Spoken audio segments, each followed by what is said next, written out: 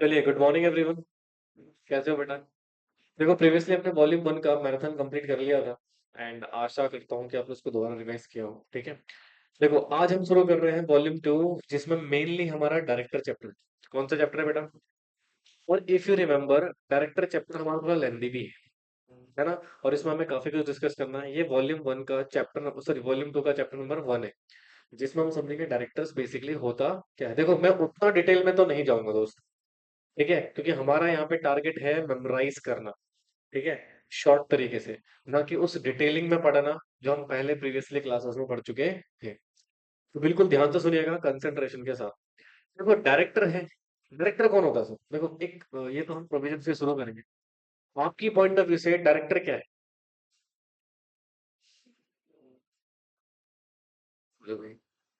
Section 2 clause 34 पढ़ा है? क्या कहते हैं? जल्दी बताओ। निकालो निकालो, जल्दी निकालो। पढ़ के आने को बोला था यार। नहीं, थोड़ी पढ़ाऊंगा। बताओ भाई खुशबू। A person who appointed in the board of company। Board का मतलब क्या है सर? सेक्शन 2 क्लोज 10 कहता है कलेक्टिवली सभी डायरेक्टर्स को हम क्या बोलते हैं? बोर्ड बोलते हैं, है ना। अच्छा, डायरेक्टर बनने के लिए क्या क्या मैंडेटरी प्रोविजंस है? है ना। अगर आप डायरेक्टर बनना चाहते हो, दो चीजें बड़ी ही इंपॉर्टेंट है। देखो, अगर कोई व्यक्ति क्या बनना चाहता है? डायरेक्टर। दो बातें बहुत इंपॉर्टेंट है, इनके बिना आप डायरेक्टर नहीं बन सकते। सबसे पहला कहता है आपके पास एक नंबर होना चाहिए, जिसको हम क्या बोलते हैं? अभी मैं पूरा डिन के बारे में आपको बताऊंगा, डिन क्या होता है, कैसे ऑब्टेन किया जाता है, वगैरह वगैरह। ठीक है। और दूसरा, सेक्शन 164 में डिस्क्वालीफाई ना होना। पढ़ा था ना डिस्क्वालिफिकेशन वाला। तो अगर आप डिस्क्वालिफाइड नहीं है 164 में, और आपके पास एक वैलिड डिन है, तो फिर आप क्या बन सकते हो बेटा? डायरेक्टर बन सकते हो। अदरवाइज आप डायरेक्टर नहीं बन सकते। भाई, आपके पास डिन है बट आप डिस्क्वालिफाइड हो सेक्शन 164 में, तो फिर आप डायरेक्टर नहीं बन सकते। आप डिस्क्वालीफाई नहीं हो सेक्शन 164 में बट आपके पास डिन नहीं है, अगेन आप डायरेक्टर नहीं बन सकते। तो एक मैंडेटरी प्रोविजंस होता है। तो सेक्शन 152 सब सेक्शन 4 कह रहा है कि डायरेक्टर जो भी बनेगा सबसे पहले क्या करेगा? अपने डिन को डिक्लेयर करेगा। ठीक है। तो जो भी व्यक्ति डायरेक्टर के पोस्ट पे अपॉइंट होना चाहता है, तो आप डिक्लेरेशन दो कि आपके पास डिन है। तो 8 डिजिट का नंबर होता है बेटा। कितने डिजिट का नंबर होता है? 8 डिजिट का, जो कि हमें मिलता है किसके जरिए? मिनिस्ट्री ऑफ कॉर्पोरेट अफेयर्स के। सॉरी। ठीक है। दूसरा, आप ये डिक्लेरेशन करोगे कि आप डिस्क्वालिफाइड नहीं हो अंडर सेक्शन 164 में। कौन सा सेक्शन में? 164 में आप डिस्क्वालिफाइड नहीं हो, इस चीज को आप क्लैरिफाई करोगे। ये दो बातें क्लैरिफाई करने के बाद ही आप किसी भी कंपनी में डायरेक्टर अपॉइंट हो सकते हैं। तो सर, ये जो हम क्लैरिफिकेशन है, कंसेंट एक तरीके से उसको बोल सकते हैं, हम क्या बोल सकते हैं? ये कंसेंट हम कौन से फॉर्म में देंगे? फॉर्म DIR 2 में, बेवकूफ इंसान। ठीक है। तो डायरेक्टर की कंसर्न हम कौन से फॉर्म में लेते हैं बेटा? फॉर्म DIR 2 में। ठीक है। बोलो बच्चों। तो ये है सेक्शन 152 सबसेक्शन 4 बेसिकली। तो कहते हैं सर, डिन कैसे ऑब्टेन करना है, कौन सा सेक्शन बताता है? 153। कौन सा सेक्शन बताता है जी? 153। अब सुनो, कैसे ऑब्टेन करना है डिन। भैया सुनो, अगर आप एग्जिस्टिंग कंपनी में डिन ऑब्टेन करना चाहते हो, या फिर न्यू कंपनी में डेन ऑप्टेन करना चाहते हो, तो न्यू कंपनी में डेन ऑप्टेन करने के लिए बेटा हमारे पास एक फॉर्म है जिसको बोलते हैं स्पाइस प्लस। क्या बोलते हैं जी? यानी कि at the time of incorporation of company, मतलब जब आप कंपनी को इनकॉर्पोरेट कर रहे हो, कंपनी को क्या करो बच्चे? तो उस समय एक फॉर्म जाता है स्पाइस प्लस। कौन सा फॉर्म जाता है? इसको बोलते हैं कॉम्बो फॉर्म। क्या बोलते हैं? Combo form. इसमें मल्टीपल चीजें आप अप्लाई कर सकते हो। तो भैया, गवर्नमेंट ने बोला कि जब आप स्टार्टिंग में कंपनी बना रहे हो और यदि आप डायरेक्टर नहीं हो, तो आप दिन के लिए अप्लाई कर सकते हो। किसमें बेटा? स्पाइस प्लस में ही। मैक्सिमम कितने दिन के लिए? सर, अगर मैं एक कंपनी इनकॉर्पोरेट कर रहा हूँ जहां पे मुझे 5 लोगों को डायरेक्टर बनाना है, ठीक है, तो उसके लिए मैं कैसे दिन, और दिन नहीं है किसी के पास भी, तो कैसे अपॉइंट करूं?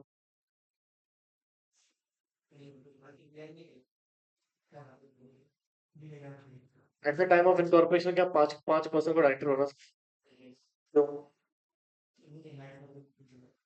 डेन अप्लाई करने का प्रोसेस है, उसी टाइम DIR 3 फाइल कर सकता हूँ। नो, भाई DIR 3 फाइल होगा एग्जिस्टिंग कंपनी के लिए, कंपनी तो बनी नहीं है। बनी है क्या कंपनी?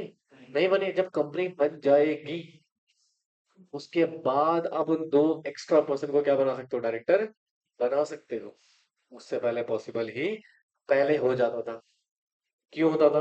क्योंकि DIR 3 में एक बेसिक कंडीशन थी। देखो, अगर मैं एग्जिस्टिंग कंपनी में डायरेक्टर बनना चाहता हूँ, ठीक है, तो मुझे DIR 3 फॉर्म फाइल करना पड़ेगा।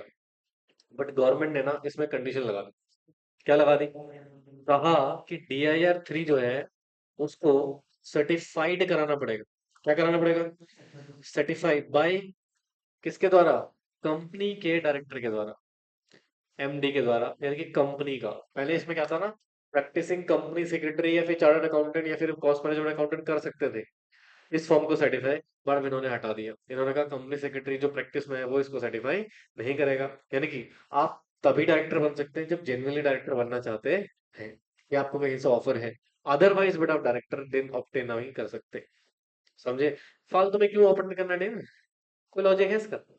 नहीं सर। तो जब आप डायरेक्टर बन रहे हैं तभी आप डिन ऑप्टेन कीजिए। अगर आप डायरेक्टर नहीं बन रहे हैं, आप खाम कहीं डिन ऑप्टेन करके मत बैठिए।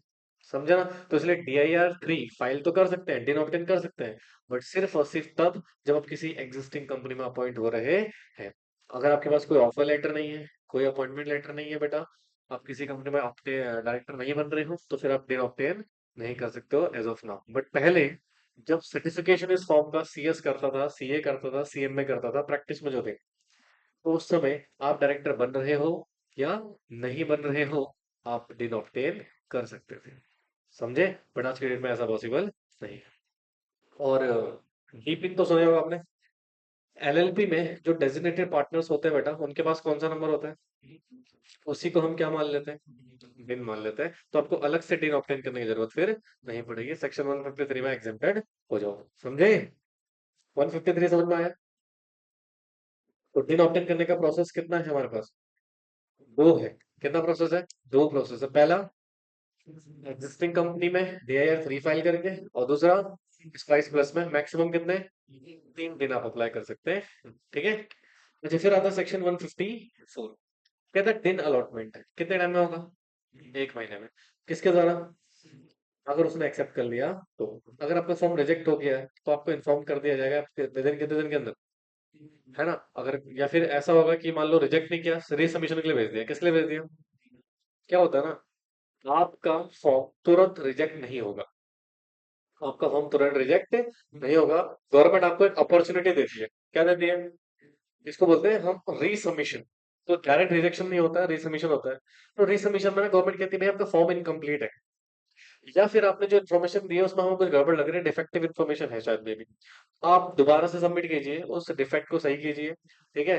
तब जाके हम आपके एप्लीकेशन को कंसिडर करेंगे और अप्रूव करेंगे। ठीक है। ठीक है। अगर रिसबमिशन में भी आपके डॉक्यूमेंट सही नहीं है तो फिर गवर्नमेंट तब जाके क्या कर देगी बेटा? रिजेक्ट कर देगी। समझे? हाँ जी। तो रिजेक्शन के बाद 15 डेज के अंदर अंदर आपको रिप्लाई मिल जाएगा सरकार की तरफ से। समझ में आया? कहा यहाँ तो कोई दिक्कत? चलिए अभी तो देखो क्या लिखा हुआ है। रूल 11, सरेंडर ऑफ डिन, वैलिड इन। DIR 5 फाइल करोगे किसको? MCA को। अगर MCA सेटिस्फाई हो जाती है तो दिन क्या हो जाएगा आपका? सरेंडर हो जाएगा। नो डायरेक्टरशिप, आपकी किसी भी कंपनी में डायरेक्टरशिप नहीं होनी चाहिए। Never use for any, filing के लिए यूज नहीं होना चाहिए। बट मुझे एक बात बताओ, आज की डेट में ना दिन सरेंडर करना आसान काम नहीं है। पहले होते थे, दिन सरेंडर होते थे, ठीक है, बट आपकी डेट में दिन सरेंडर जनरली नहीं हो पाता। ठीक है। रीजन हो एक कॉन्सेप्ट आ गया, डायरेक्टर KYC का। इसका हर साल आपको डायरेक्टर KYC करानी पड़ती है। ठीक है। बोलो बच्चों। हाँ। और डायरेक्टर KYC जब आप कराएंगे, ठीक है, उसमें क्या होता है ना, अगर आपने किसी भी साल डायरेक्टर KYC छोड़ दिया तो आपका दिन हो जाएगा डीएक्टिवेट। क्या हो जाएगा? डीएक्टिवेटेड हो जाएगा। ठीक है। तो ये ऑटोमेटिकली डीएक्टिवेटेड है, तो आपको अलग से सरेंडर करने की जरूरत नहीं है। बट हाँ, अगर किसी व्यक्ति की मृत्यु हो गई है, किसी व्यक्ति की क्या हो गई है? मृत्यु, तो उसको अगर सरेंडर मतलब उसका दिन हम सरेंडर कर रहे हैं तो हम कर सकते हैं। ठीक है, तो कुछ स्पेसिफिक केसेस हैं जहां पर सरेंडर पॉसिबल है, अदरवाइज सरेंडर पॉसिबल नहीं है। और इसकी भी कंडीशंस भी है कि आपका दिन जो है वो कभी भी यूज ना हुआ हो किसी भी एनुअल फाइलिंग में, किसी भी फाइलिंग में। डायरेक्टर हो, मान लो कहीं पर कहीं ना कहीं तो आपका दिन यूज हुआ होगा, और अगर आपने दिन यूज कर रखा है फिर हम सरेंडर उसको नहीं कर सकते। समझ में आया? बोलो, तो जनरली दिन सरेंडर हो सकता है क्या? नहीं। ठीक है, बट हाँ अगर कुछ स्पेसिफिक रीजंस है तो वहां पर आप अप्लाई कर सकते हो दिन सरेंडर को लेके। समझे? अच्छा, एक व्यक्ति मैक्सिमम कितने दिन होल्ड कर सकता है? एक। और एक से ज्यादा दिन ऑप्टेन आप नहीं कर सकते हो, मिलेगा ही नहीं सर। यहाँ तक कोई दिक्कत? तो सबसे पहले आपने क्या बोला? एक दिन होता है डायरेक्टर आइडेंटिफिकेशन नंबर, और इसको ऑप्टेन करना क्या है दोस्तों? मैंडेटरी है, बिना इसके आप डायरेक्टर नहीं बन सकते। ठीक है, तो दिन ऑप्टेन करने के दो प्रोसीजर हैं, एक स्पाइस प्लस के थ्रू और एक DIR 3 में आप फॉर्म फाइल कर सकते हैं। तो सरेंडर को लेके भी हमने सिचुएशन डिस्कस कर लिया, और डायरेक्टर KYC वाला भी कौन सा हमने समझ लिया। ठीक है। अच्छा, एक सेक्शन होता है 156, कहते हैं जो भी पर्सन कंपनी में डायरेक्टर बन रहा है और उसके बाद दिन है, तो वो कंपनी को उस दिन के बारे में क्या करेगा? इंटीमेशन देगा। क्या देगा? कौन से फॉर्म में? AIR 3B में। ठीक है, अब कंपनी को इंटीमेशन मिल गया एक महीने के अंदर अंदर दिन को लेके, उसकी 15 डेज के अंदर बेटा कंपनी फर्दर कौन से सेक्शन में? 157 में इंटीमेट कर देगी किसको? ROC को। कौन से फॉर्म फाइल करके? AIR 3C कि फलाने डायरेक्टर का ये हमारे पास दिन आया है। राइट, इसकी इंटीमेशन कंपनी को मिल आई मीन कंपनी ROC को दे देगी। अगर आप फेल हो गए इंटीमेट करने में तो आपको पेनल्टी लगेगी कितनी बेटा? 25,000 तक का फाइन लग सकता है, और या फिर अगर कंटिन्यू डिफॉल्ट है तो 100 रुपए पर डे के हिसाब से आपको पेनल्टी लगेगी। समझे? बोलो। तो 156 किसको बोलता है इंटीमेट करने को? डायरेक्टर को। 157 किसको बोलता है? कंपनी किसको करेगी? ROC को। समझे ना? बोलो। अच्छा, तो देखो क्या लिखा है सेक्शन 150, एवरी पर्सन और कंपनी मेंशन इन। अब इसका मतलब क्या, सुनो। क्या होता है ना बेटा, कंपनी को बहुत सारे फॉर्म्स फाइल करने होते हैं। क्या करने होते हैं? मतलब जब भी कोई एक्टिविटी आप करोगे तो आपको कुछ फॉर्म्स फाइल करने हैं, आपको कोई रिटर्न्स वगैरह फाइल करनी है, या कोई डॉक्यूमेंट फाइल करना है, एक्सेट्रा। कहते हैं जो भी डायरेक्टर का नाम मेंशन है इन फॉर्म में, इन डॉक्यूमेंट्स में, ठीक है, उस व्यक्ति का डिन वहां पर लिखना क्या है? मैंडेटरी है। अगर आपने डिन नंबर नहीं लिखा हुआ है तो ये एक तरीके से ऑफेंस है। क्या है बेटा? ऑफेंस है अगर नहीं लिखा है तो, इफ नॉट। और ऑफेंस है कौन सा सेक्शन में? 158 में। Are you getting my point? मतलब जैसे देखो, मान लो मैं कोई एनुअल रिटर्न फाइल कर रहा हूँ, उसमें मैंने बहुत सारे डॉक्यूमेंट अटैच करे, मैं डायरेक्टर का नाम तो लिख रहा हूँ बट उसमें डेट मेंशन नहीं कर रखा है, तो आपने सेक्शन 158 को वायलेट कर दिया, और सेक्शन 158 वायलेट होते ही फिर आपके पेनल्टी लगेगी। But problem is that sir 158 में पेनल्टी डिफाइन ही नहीं है, इसीलिए यहाँ पे लिखा हुआ है रेड विथ। 172 जो है ये पेनल्टी बताता है उन सेक्शन के लिए जिनके सेक्शन में स्पेसिफिकली कोई पेनल्टी डिफाइंड नहीं है। जैसे क्या 158 में पेनल्टी, 156 और 157 में पेनल्टी थी, क्या उसके लिए 172 एप्लीकेबल होगा? नहीं। बट जिस सेक्शन के लिए पेनल्टी नहीं है उसके लिए हम किसको पढ़ेंगे फिर? 172 में। और यहाँ पर हमें पेनल्टी बताई जाएगी कि भैया अगर आपने डेट मेंशन नहीं करा है तो आपके ऊपर कितनी पेनल्टी लग सकती है। बहुत सारी कंपनीज के ऊपर बेटा पेनल्टीज लगती हैं, केसेस आते हैं। तो इसलिए जब भी एनुअल फाइलिंग करें, एक दो बार तीन बार उसको वेरीफाई करें कि आपने दिन लिखा है या दिन नहीं लिखा, क्योंकि 158 का वायलेशन हो जाएगा। सर क्यों? नहीं लिखेंगे तो कौन सा पहाड़ टूट जाएगा? उसको रीजन बता सकता है सेक्शन का 158 का कि ऐसा क्यों है? हाँ या ना? फिर मैं आगे बढ़ा।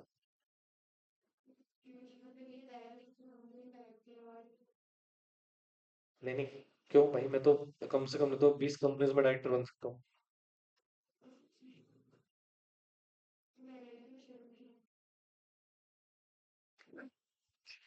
डायरेक्टर तो है तभी तो अपॉइंट हुआ है।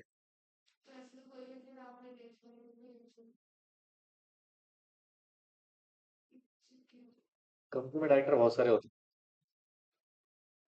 आप उसमें क्या कर रहे हो? साइन कर रहे हो, मतलब उस काम की रिस्पॉन्सिबिलिटी ले रहे हो। क्या ले रहे हो?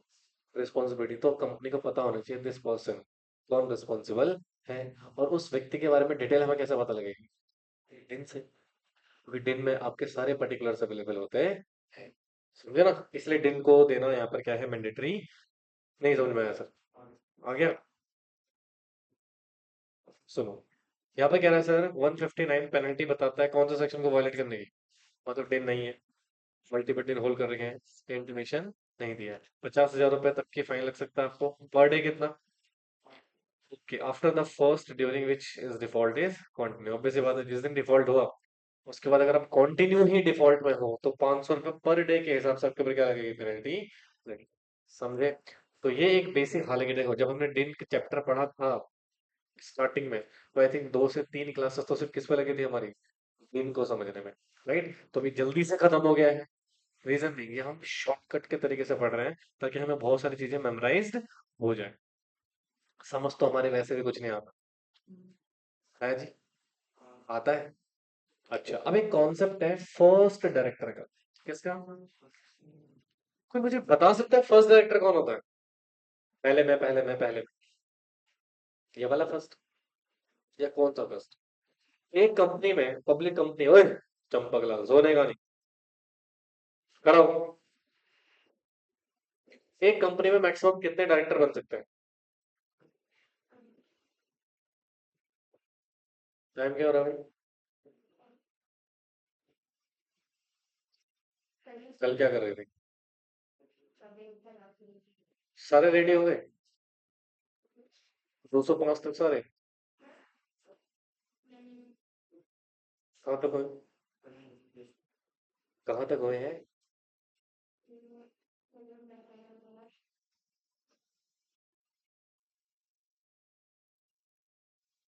तो आज कैसे होगा कंप्लीट? कैसे कंप्लीट होगा?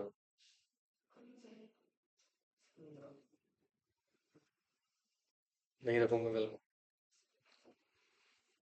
परसों फिर हमारा वॉल्यूम 2 3 का टारगेट नहीं। मतलब कहाँ तक हो गया सेक्शन बताओ मुझे। 187, हाँ उसके बाद तो छोटे छोटे। ओके, अब सुनो। तो फर्स्ट डायरेक्टर मतलब मान लो पब्लिक कंपनी है सर, क्या है दोस्तों? इस पब्लिक कंपनी में 8 डायरेक्टर हो सकते हैं क्या? इसको हो सकते हैं सर, बिल्कुल हो सकते हैं। तो मुझे बताओ 8 में से फर्स्ट डायरेक्टर कौन है? है? सर प्लीज बोला करो, आई एम सो इरिटेटिंग। जरूरी है मेमोरेंडम को जिसने सब्सक्राइब करा उसी को हम डायरेक्टर मान लेंगे? एक बंदे को बोलने दो। हाँ, बोलो बोलो।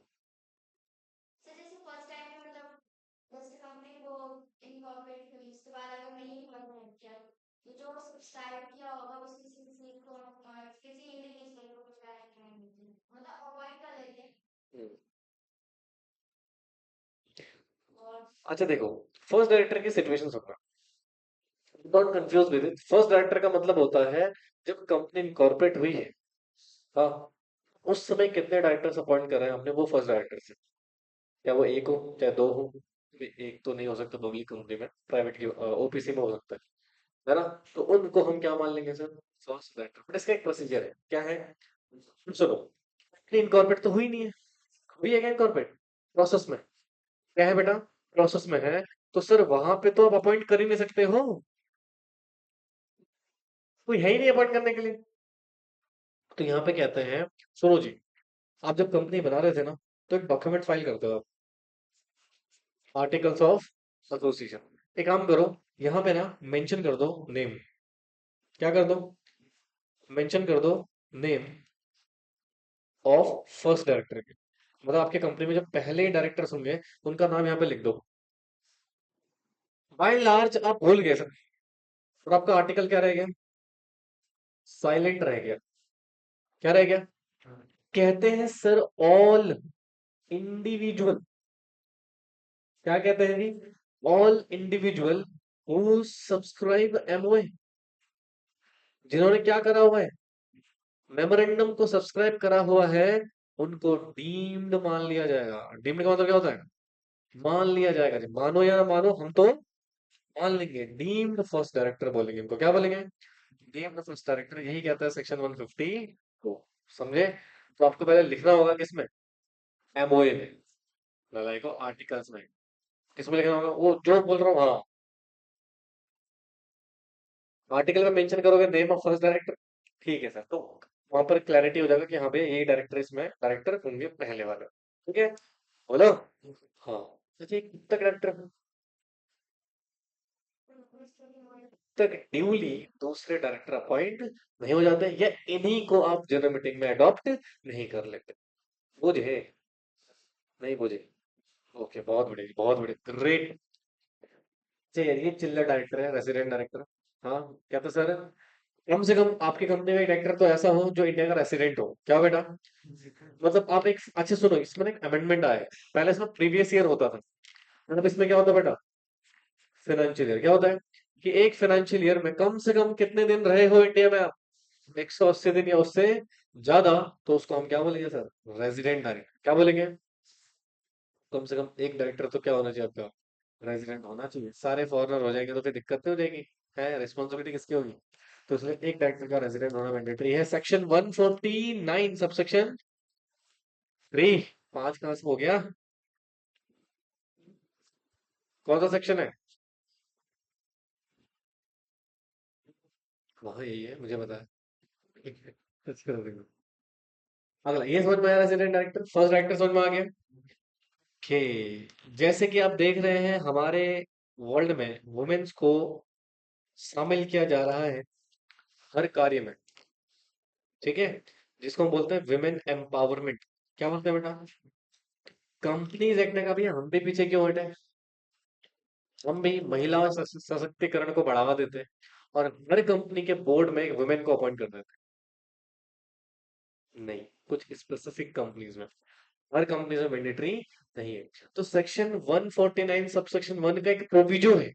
सबसेक्शन 1 में डिफाइंड नहीं है, किसमें डिफाइंड है? प्रोविजो में, सेकंड या फर्स्ट?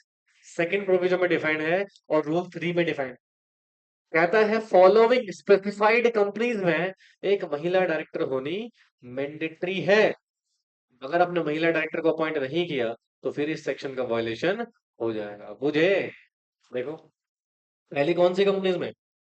सभी लिस्टेड कंपनीज में मैंडेटरी है। दूसरा कहता है सर, वो पब्लिक अनलिस्टेड कंपनी जिनका पेड अप शेयर कैपिटल कितना है, 100 करोड़ या उससे ज्यादा, या फिर बीच में और आएगा दोस्तों, क्या आएगा? और जिनका टर्नओवर कितना है, 300 करोड़ या उससे ज्यादा। बोलो बेटा। हाँ, इन कंपनीज में किसको अपॉइंट करना मैंडेटरी है? Women director. किसको? अच्छा, फिर इसमें ना कंपनीज एक्ट तो और फिर सेबी की एलओडीआर रेगुलेशंस भी आ गई। कौन आ गई? LODR regulation 2015। ये कहती है भैया जो कंपनी के टॉप 500 या फिर टॉप 1000 लिस्टेड एंटिटीज हैं, उनको एटलीस्ट एक वुमेन डायरेक्टर रखनी पड़ेगी, वो भी कौन सी वाली? इंडिपेंडेंट। इंडिपेंडेंट का मतलब पता है ना आपको? अभी पढ़ाऊंगा सबसेक्शन 6 में। बोलो बच्चों। हाँ, तो इनको एक वुमेन डायरेक्टर अपने बोर्ड में अपॉइंट करनी पड़ेगी। दो कर सकते हो क्या? दो कर सकते हो? तीन? ऑफ कोर्स, वन मैंडेटरी है। उसके ऊपर अगर आप करना चाहते हो तो आपकी मर्जी है सर, बिल्कुल कर सकते हो। अच्छा सुनो, हमारी कंपनी में दो वुमेन डायरेक्टर थी। एक वुमेन डायरेक्टर हार्ट अटैक से मर गई। अब मुझे बताओ, कितना समय है आपके पास वुमेन डायरेक्टर की वैकेंसी को फिल करने का?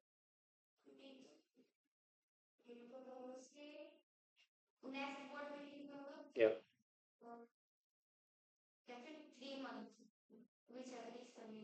अर्लियर का?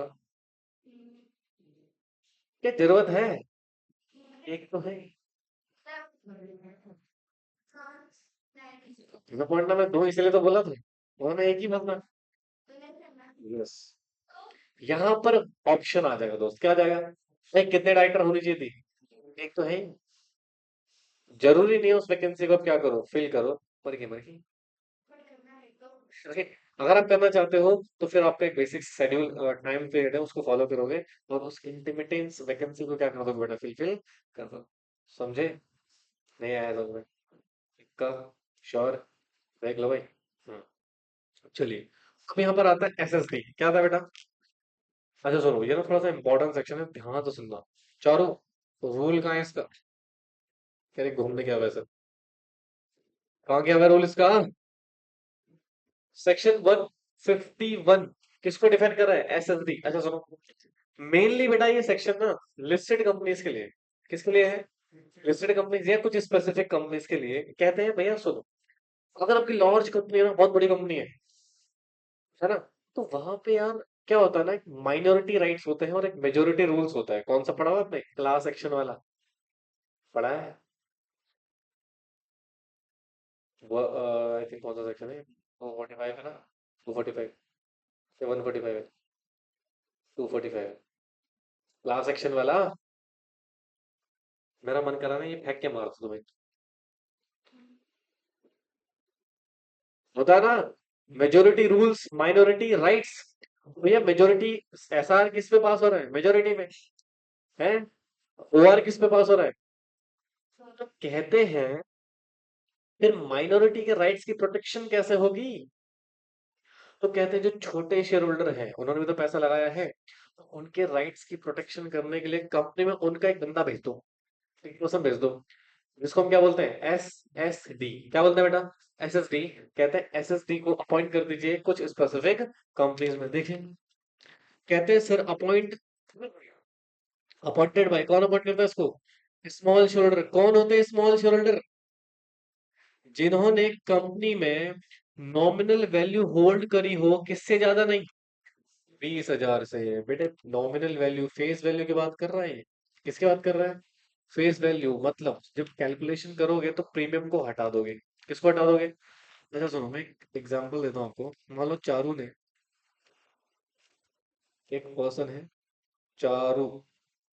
कौन है बेटा? चारू नाम के बच्चे होते बड़े नालायक हैं। ठीक है, तो चारू ने 1,000 शेयर एक्वायर करे थे कंपनी में। कितने शेयर बेटा? जिस कंपनी का मार्केट प्राइस था 250 रुपए। कितना था? हाँ, इसकी फेस वैल्यू कितनी थी? 10 रुपए। और बाकी 240 क्या था? प्रीमियम था। क्या था? तो बताओ, क्या जो चारों है ये ऐसे स्मॉल शेयर होल्डर है या नहीं? कितने लोगों को लगता है? Please raise your hand. 1 2 3। किस किस को लगता है नहीं है सब? तो जो बीच वाला है इनका मैं क्या करूं? अबे तो हाँ बोलोगे या तो हाँ बोलोगे, मैं तो हो। तो यहाँ पर ये क्या बोल रहा है? 20,000 की वैल्यू किस पर निकालनी है? नॉमिनल वैल्यू कितनी है? इनटू कितना आएगा? तो कितना होना चाहिए था? कितना हर है? कैसेस है? हाँ जी। टोटल वैल्यू देखिए, टोटल वैल्यू तो बहुत ज्यादा बनेगी। वो तो वेल्थ क्रिएट होते होते होते होते उतनी होगी है ना। हाँ, आपने इन्वेस्ट तो कितने करे थे? 10,000 रुपए। वो तो होते होते होते तो कितने हो गए? 2,50,000 रुपए। ये ज्यादा हुआ शायद, मल्टीप्लाई करके देख लेने का, 2,50,000 ही मिल जाता है ना। समझ में आया? हाँ, तो ऐसी कंपनीज को किसको अपॉइंट करना पड़ेगा? स्मॉल शेयर होल्डर डायरेक्टर्स को। कुछ कंडीशन है यहाँ पे, उसको देख लेते हैं एक बार। कहता है लिस्टेड कंपनी को नोटिस दिया जाएगा कितने मेंबर्स के द्वारा? कम से कम 1,000, या फिर 1/10 of total small share holder. इनमें से जो भी लेस पर्सन होंगे वो नोटिस देंगे किसको बेटा? देखो, एक इंडिविजुअल पर्सन नोटिस दे रहा है तो भैया अपॉइंट नहीं करेंगे। ठीक है, कम से कम एक मिनिमम क्राइटेरिया होना चाहिए। कितने लोग एसएसडी अपॉइंट करना चाहते हैं? तो कितने लोग, कम से कम कितने चाहिए? 1,000, या फिर 1/10 of total small share holder. उसमें से जो भी कम नंबर होंगे, उतने नंबर के पर्सन अगर क्या फाइल करते हैं बेटा, नोटिस देते हैं लिस्टेड कंपनी को, तो उसके नोटिस देने पे लिस्टेड कंपनी अपॉइंट करेगी किसको? एसएसडी को। किसको बेटा? Notice of intention to propose candidate. Obvious सी बात है, उस नोटिस में आप किसी व्यक्ति का नाम भी मेंशन करोगे। बोलो।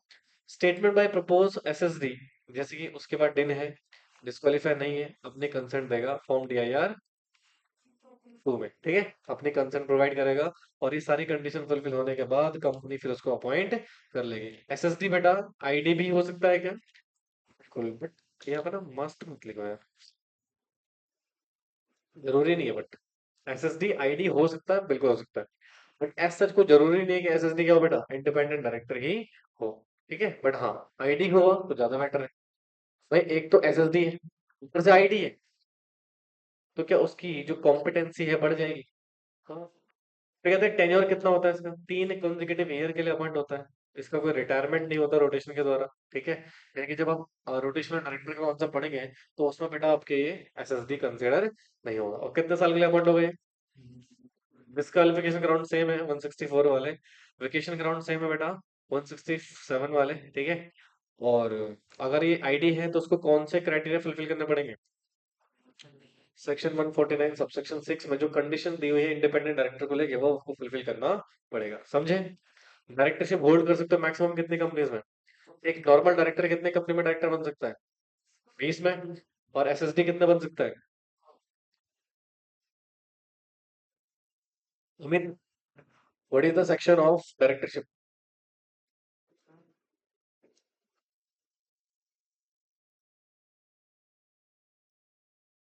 Very good, great. 165। अच्छा, क्या कंडीशन है इसकी?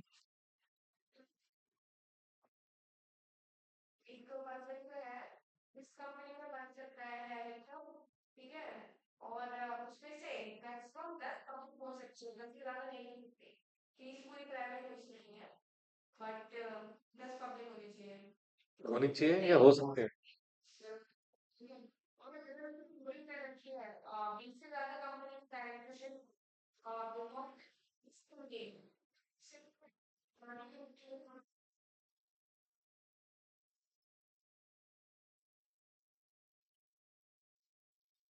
अच्छा, कौन से कंपनी एक्सक्लूड थी इसमें से?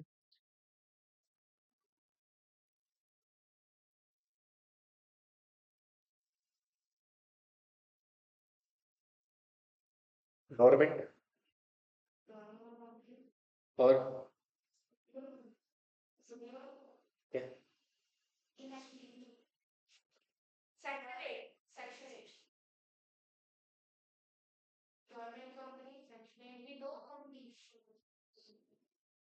अगर एक प्राइवेट कंपनी किसी पब्लिक की सब्सिडरी है तो फिर वो पब्लिक वाले में कंसिडर होगी ना कि प्राइवेट वाले।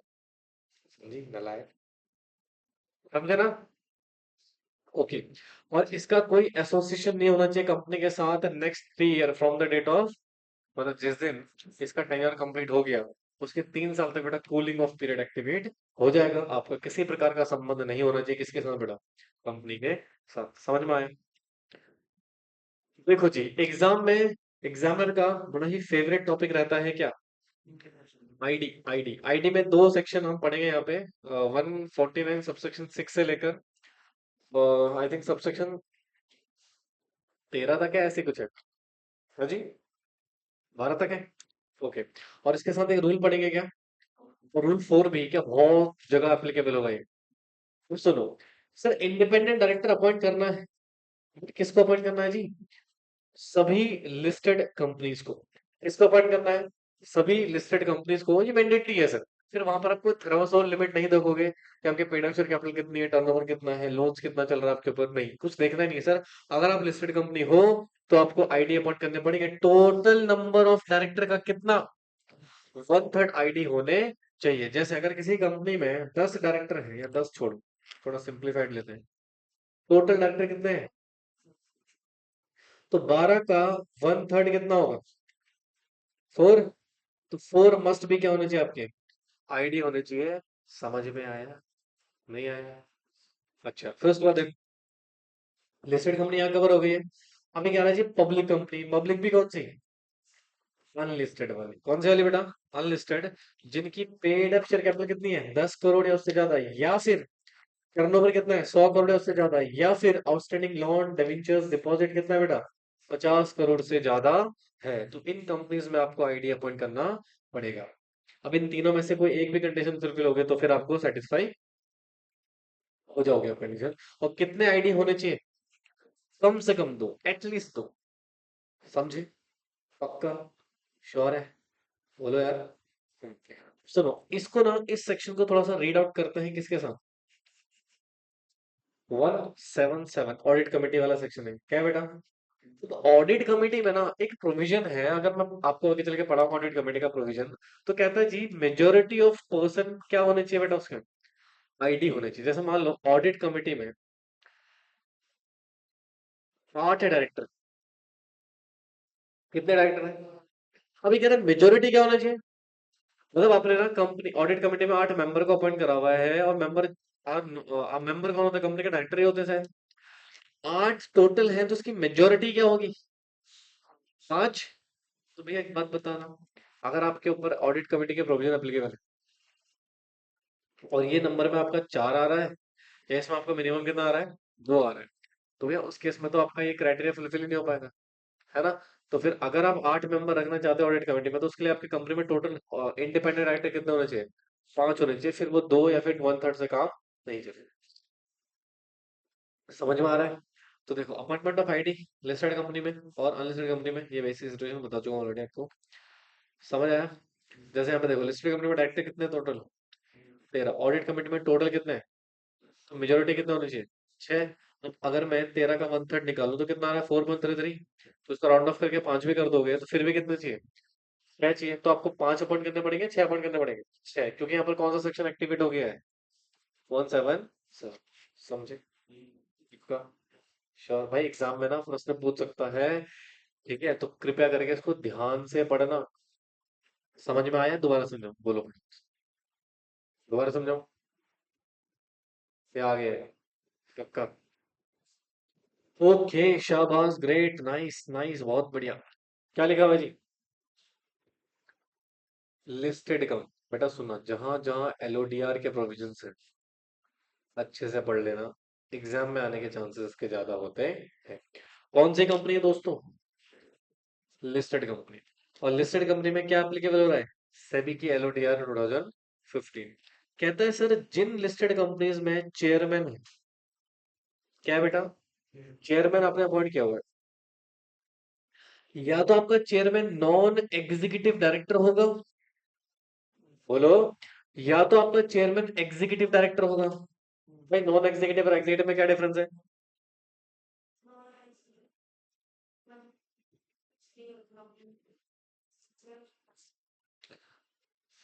इंटरेस्ट, या फिर आप डेली बेसिस पे इंडल्ज नहीं हो?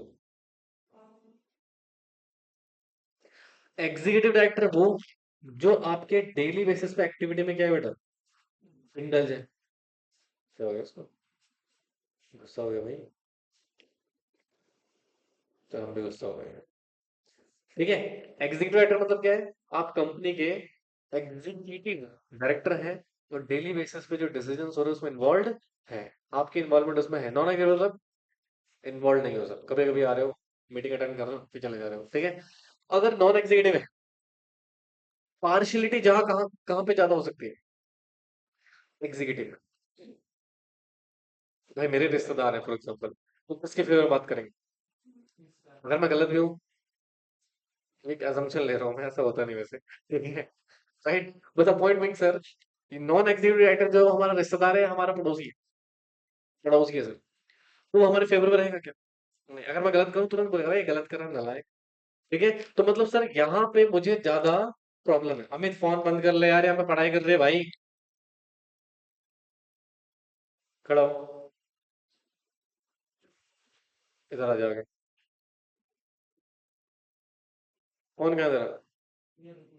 कर क्या रहा था नीचे? Oh my God. यहाँ देख ले यार, बुक में क्या देख रहा था?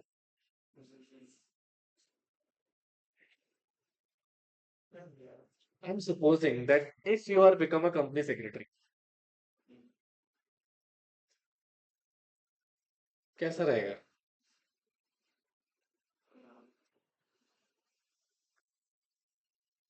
कंपनी डेवलपमेंट हो जाएगी बोल रहे थे। आजा आगे, आजा।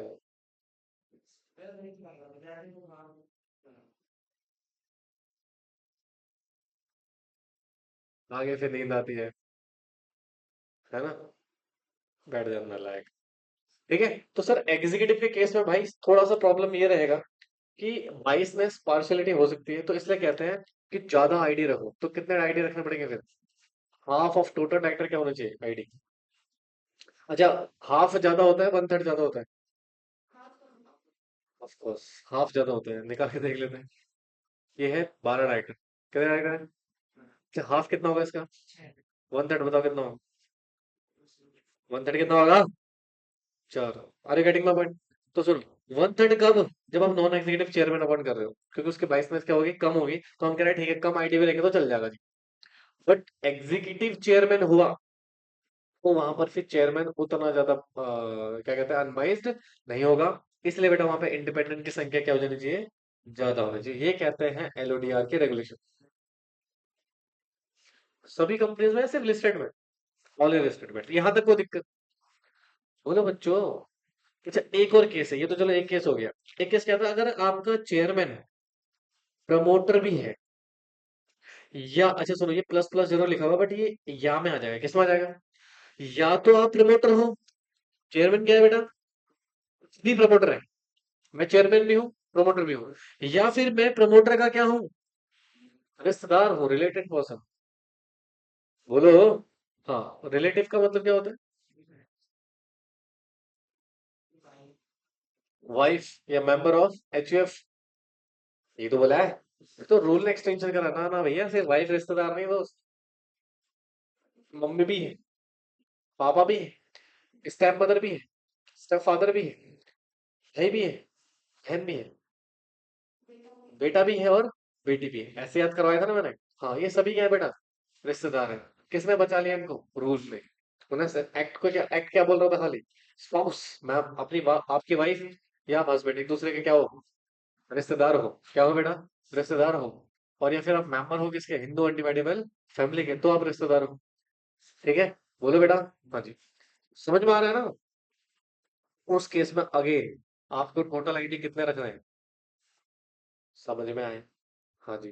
तो half of the independent director होना चाहिए आपका टोटल डायरेक्टर का। भाई यहाँ तो कोई दिक्कत, करो दिक्कत। कितने केस पड़े दोस्तों?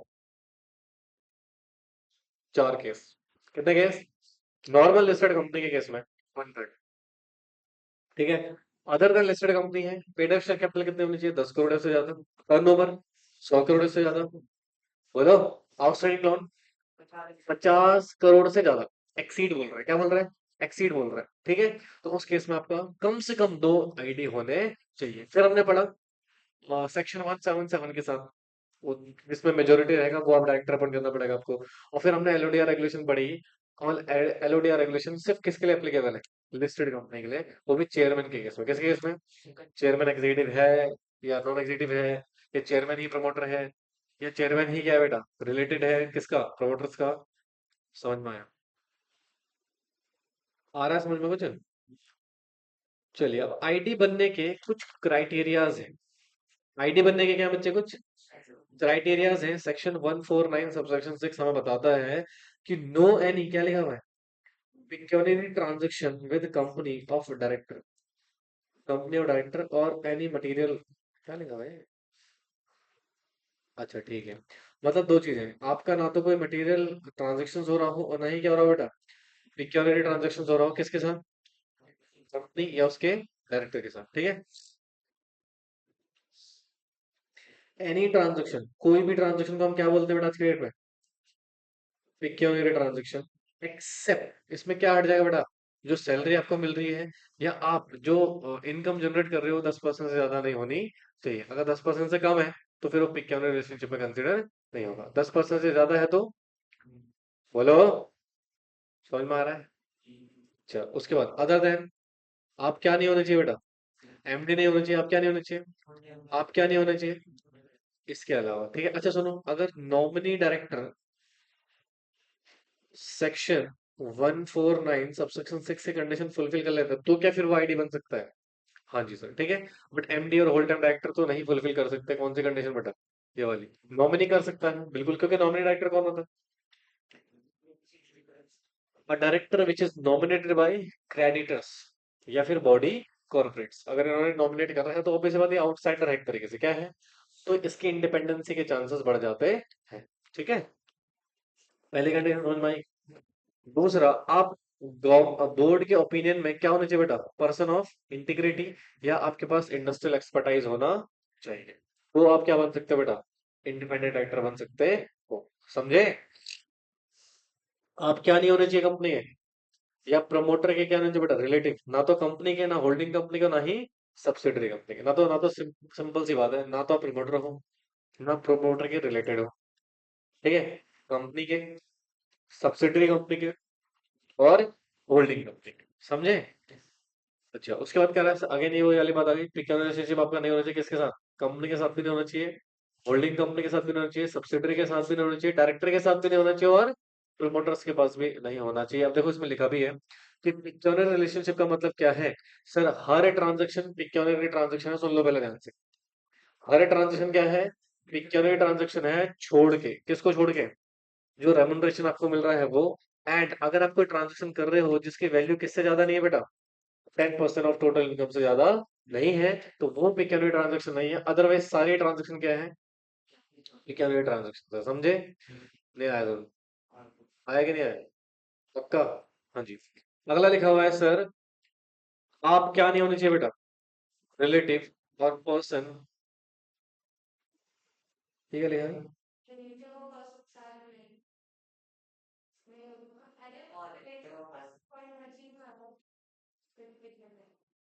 ठीक है, ये रिलेटिव हो गया, ये पर्सन हो गया, अब इसका क्या करूं?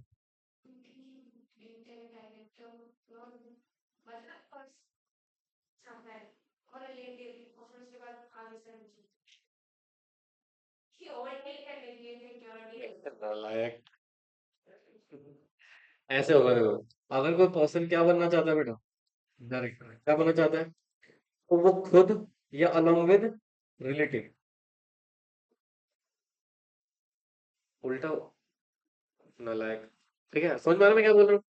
जैसे मतलब मैं डायरेक्टर बनना चाहता हूँ, कौन सा वाला, आईडी, क्या बनना चाहता हूँ भैया मैं, अलोंग विद अपने रिलेटिव, यानी कि मेरा भी नहीं होना चाहिए मेरे, क्या, नॉट होल्ड एनी सिक्योरिटी और इंटरेस्ट, कहाँ पे, कंपनी में, और ना ही, ना ही, ना ही, अच्छा, कर सकता हूँ कितना, 50 लाख, या फिर 2% of total paid up share capital, इससे ज्यादा ट्रांजेक्शन नहीं होनी चाहिए। ठीक है, इससे कम है तो हो सकता है। अच्छा, ये ट्रांजेक्शन अगर मैं अकेले कर रहा हूँ या अपने रिलेटिव के साथ कर रहा हूँ, दोनों में कंसिडर होगा ना। हाँ, अकेले करो तो भी फंसोगे, और साथ में करो तो भी, ये सिर्फ रिलेटिव ने करी है तो भी ऑफ कोर्स तब भी अपॉइंट नहीं हो सकते हो, ठीक है, समझ में आया? बोलो।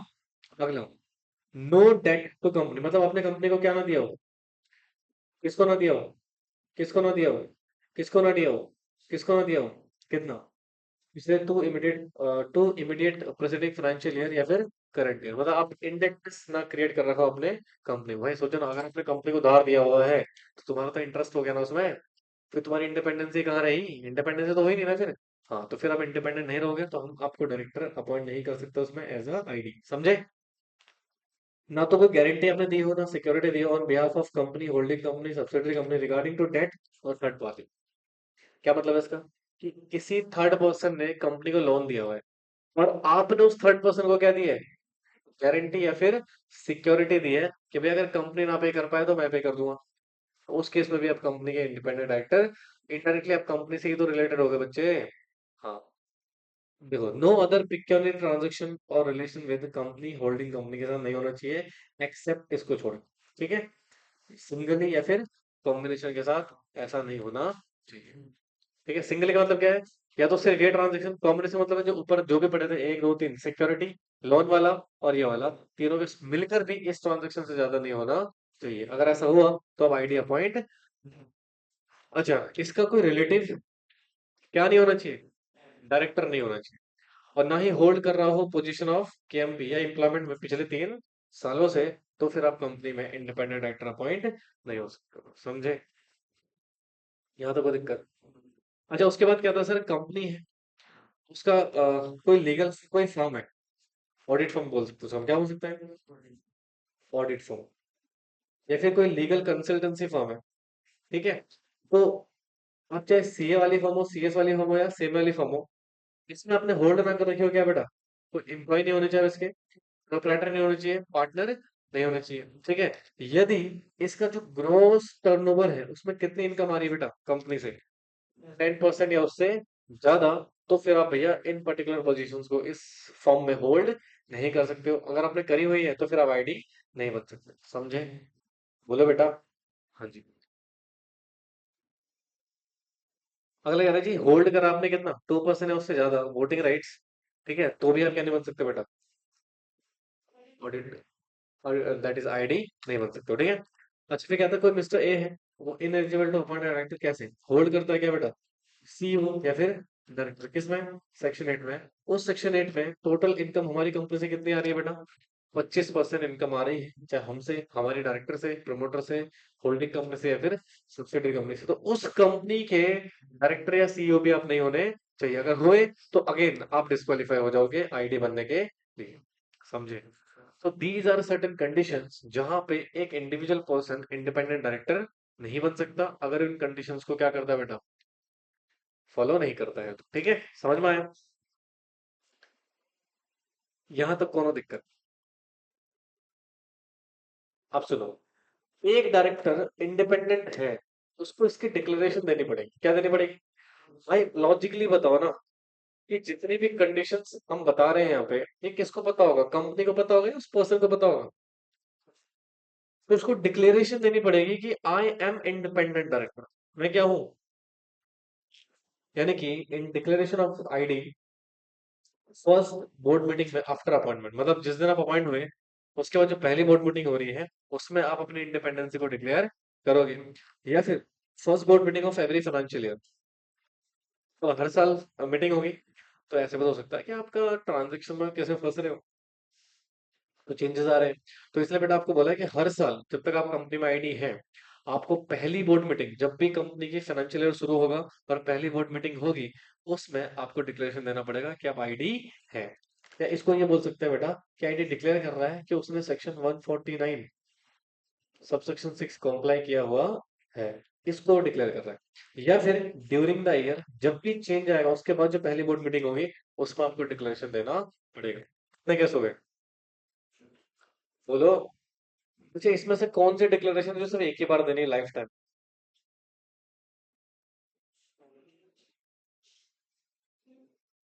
पहला वाला नलायको, जब वो अपॉइंट हो रहा है, अपॉइंटमेंट के तुरंत जो बोर्ड मीटिंग होगी उसमें डिक्लेरेशन देना पड़ेगा, है ना, उसके बाद जो हर बार डिक्लेरेशन देनी है वो कौन सी है, सेकंड वाली, हर फाइनेंशियल ईयर में आपको डिक्लेरेशन देनी पड़ेगी, और चेंज वाला on the basis of event occurrence, मतलब जब भी इवेंट होगा उस समय आपको डिक्लेरेशन देनी पड़ेगी, ठीक है। अगला, रेमुनरेशन मिल सकता है क्या इसको, बिल्कुल सर, इसको कोई स्टॉक ऑप्शन तो जी हम नहीं देंगे, ठीक है। रिम्बर्समेंट मिल सकता है, हाँ जी, कमीशन मिल सकता है बेटा अगर इसने कोई सर्विस वगैरह हमें दी है तो, सिटिंग फीस मिल सकता है बेटा, 1 लाख से ज्यादा नहीं हो सकता, मतलब जो सिंपल सी बात है, एक सेक्शन है 197 सबसेक्शन 5 जो कहता है कि जो अदर पर्सन को आप क्या पे कर रहे हो, सिटिंग फीस, उतनी ही फीस आपको किसको देनी पड़ेगी, आईडी को देनी पड़ेगी, हाँ बट मैक्सिमम कितने दे सकते हो, उससे ज्यादा नहीं दे सकते हो, समझे। तो ये है सेटिंग फीस की बात, आई होप सो समझ में आ रहा हो। फिर कहते हैं अपॉइंटमेंट ऑफ आईडी, कितने टर्म के लिए अपॉइंट हो सकता है, 2 टर्म के लिए, फर्स्ट टर्म कितना होगा इसका, 2 5 ईयर बेटा, ठीक है, सेकंड टर्म पे कितना होगा, अप टू 5 ईयर, मान लो आपने इसे 3 साल के लिए अपॉइंट करा, ठीक है, तो आप मुझे फर्दर बताओ कितने साल के लिए अपॉइंट कर सकते हो, यस, तो भैया फर्स्ट टर्म का मतलब हो गया कि आपने 3 साल अपॉइंट किया, तो आपका फर्स्ट टर्म खत्म हो गया जी, ठीक है। अब आपके पास कितने बचे हैं सिर्फ, अप टू 5 ईयर, तो अगर मान लो 2 साल के लिए अपॉइंट कर लिया तो भी सेकंड टर्म आपका खत्म हो गया, ठीक है, अप टू 5 ईयर लिखा हुआ है। अच्छा, अपॉइंटमेंट करा आपने, जब रीअपॉइंट करोगे तो कौन सा रेजोल्यूशन पास करोगे, एसआर पास करोगे, ठीक है, बोलो। हाँ जी, कहते हैं appointment of third term after 3 year of cooling period is expire, मतलब थर्ड टर्म के लिए हम जनरली इसको अपॉइंट नहीं करेंगे, ठीक है, पहले 3 साल का कूलिंग पीरियड होगा, कूलिंग पीरियड का मतलब क्या है, हाँ जी, ठीक है, मतलब कंपनी के साथ किसी प्रकार का रिलेशन नहीं होना चाहिए, तभी हम इसको वापस अपॉइंट कर सकते हैं, समझे, पक्का। अच्छा नेक्स्ट पॉइंट क्या लिखा हुआ है, intimation of change of director particulars, अब ये बेटा रूल 12 है, जो डायरेक्टर के पार्टिकुलर्स में अगर चेंजेस आ रहा है तो उसकी इंटीमेशन देनी है, तो किसको देनी है बेटा ये, कौन से फॉर्म में, कितने दिन के अंदर, वेरीफाई कराओगे फॉर्म, अटैच करोगे जो भी चेंज हुआ है वो, फ्री सिग्निफिकेशन कराओगे, और इंटीमेट करोगे कंपनी के दिन के अंदर, 15 डेज के अंदर, ये अलग चीज है। पहले मुझे बताओ यहाँ तक कोई दिक्कत, एक काम करो, यहाँ तक पहले फटाफट से रिवाइज करो, फिर आगे बढ़ाओ, कोई डाउट है तो पूछो।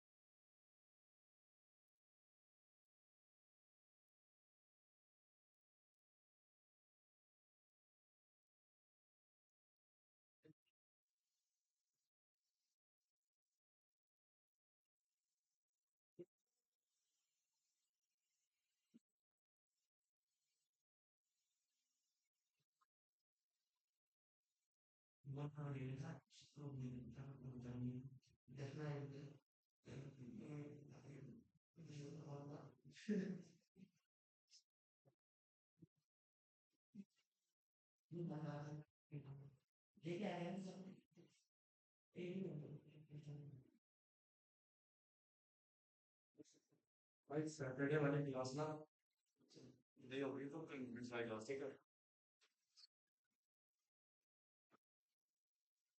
तो कल का टारगेट है कि हमें क्या कर लेना है,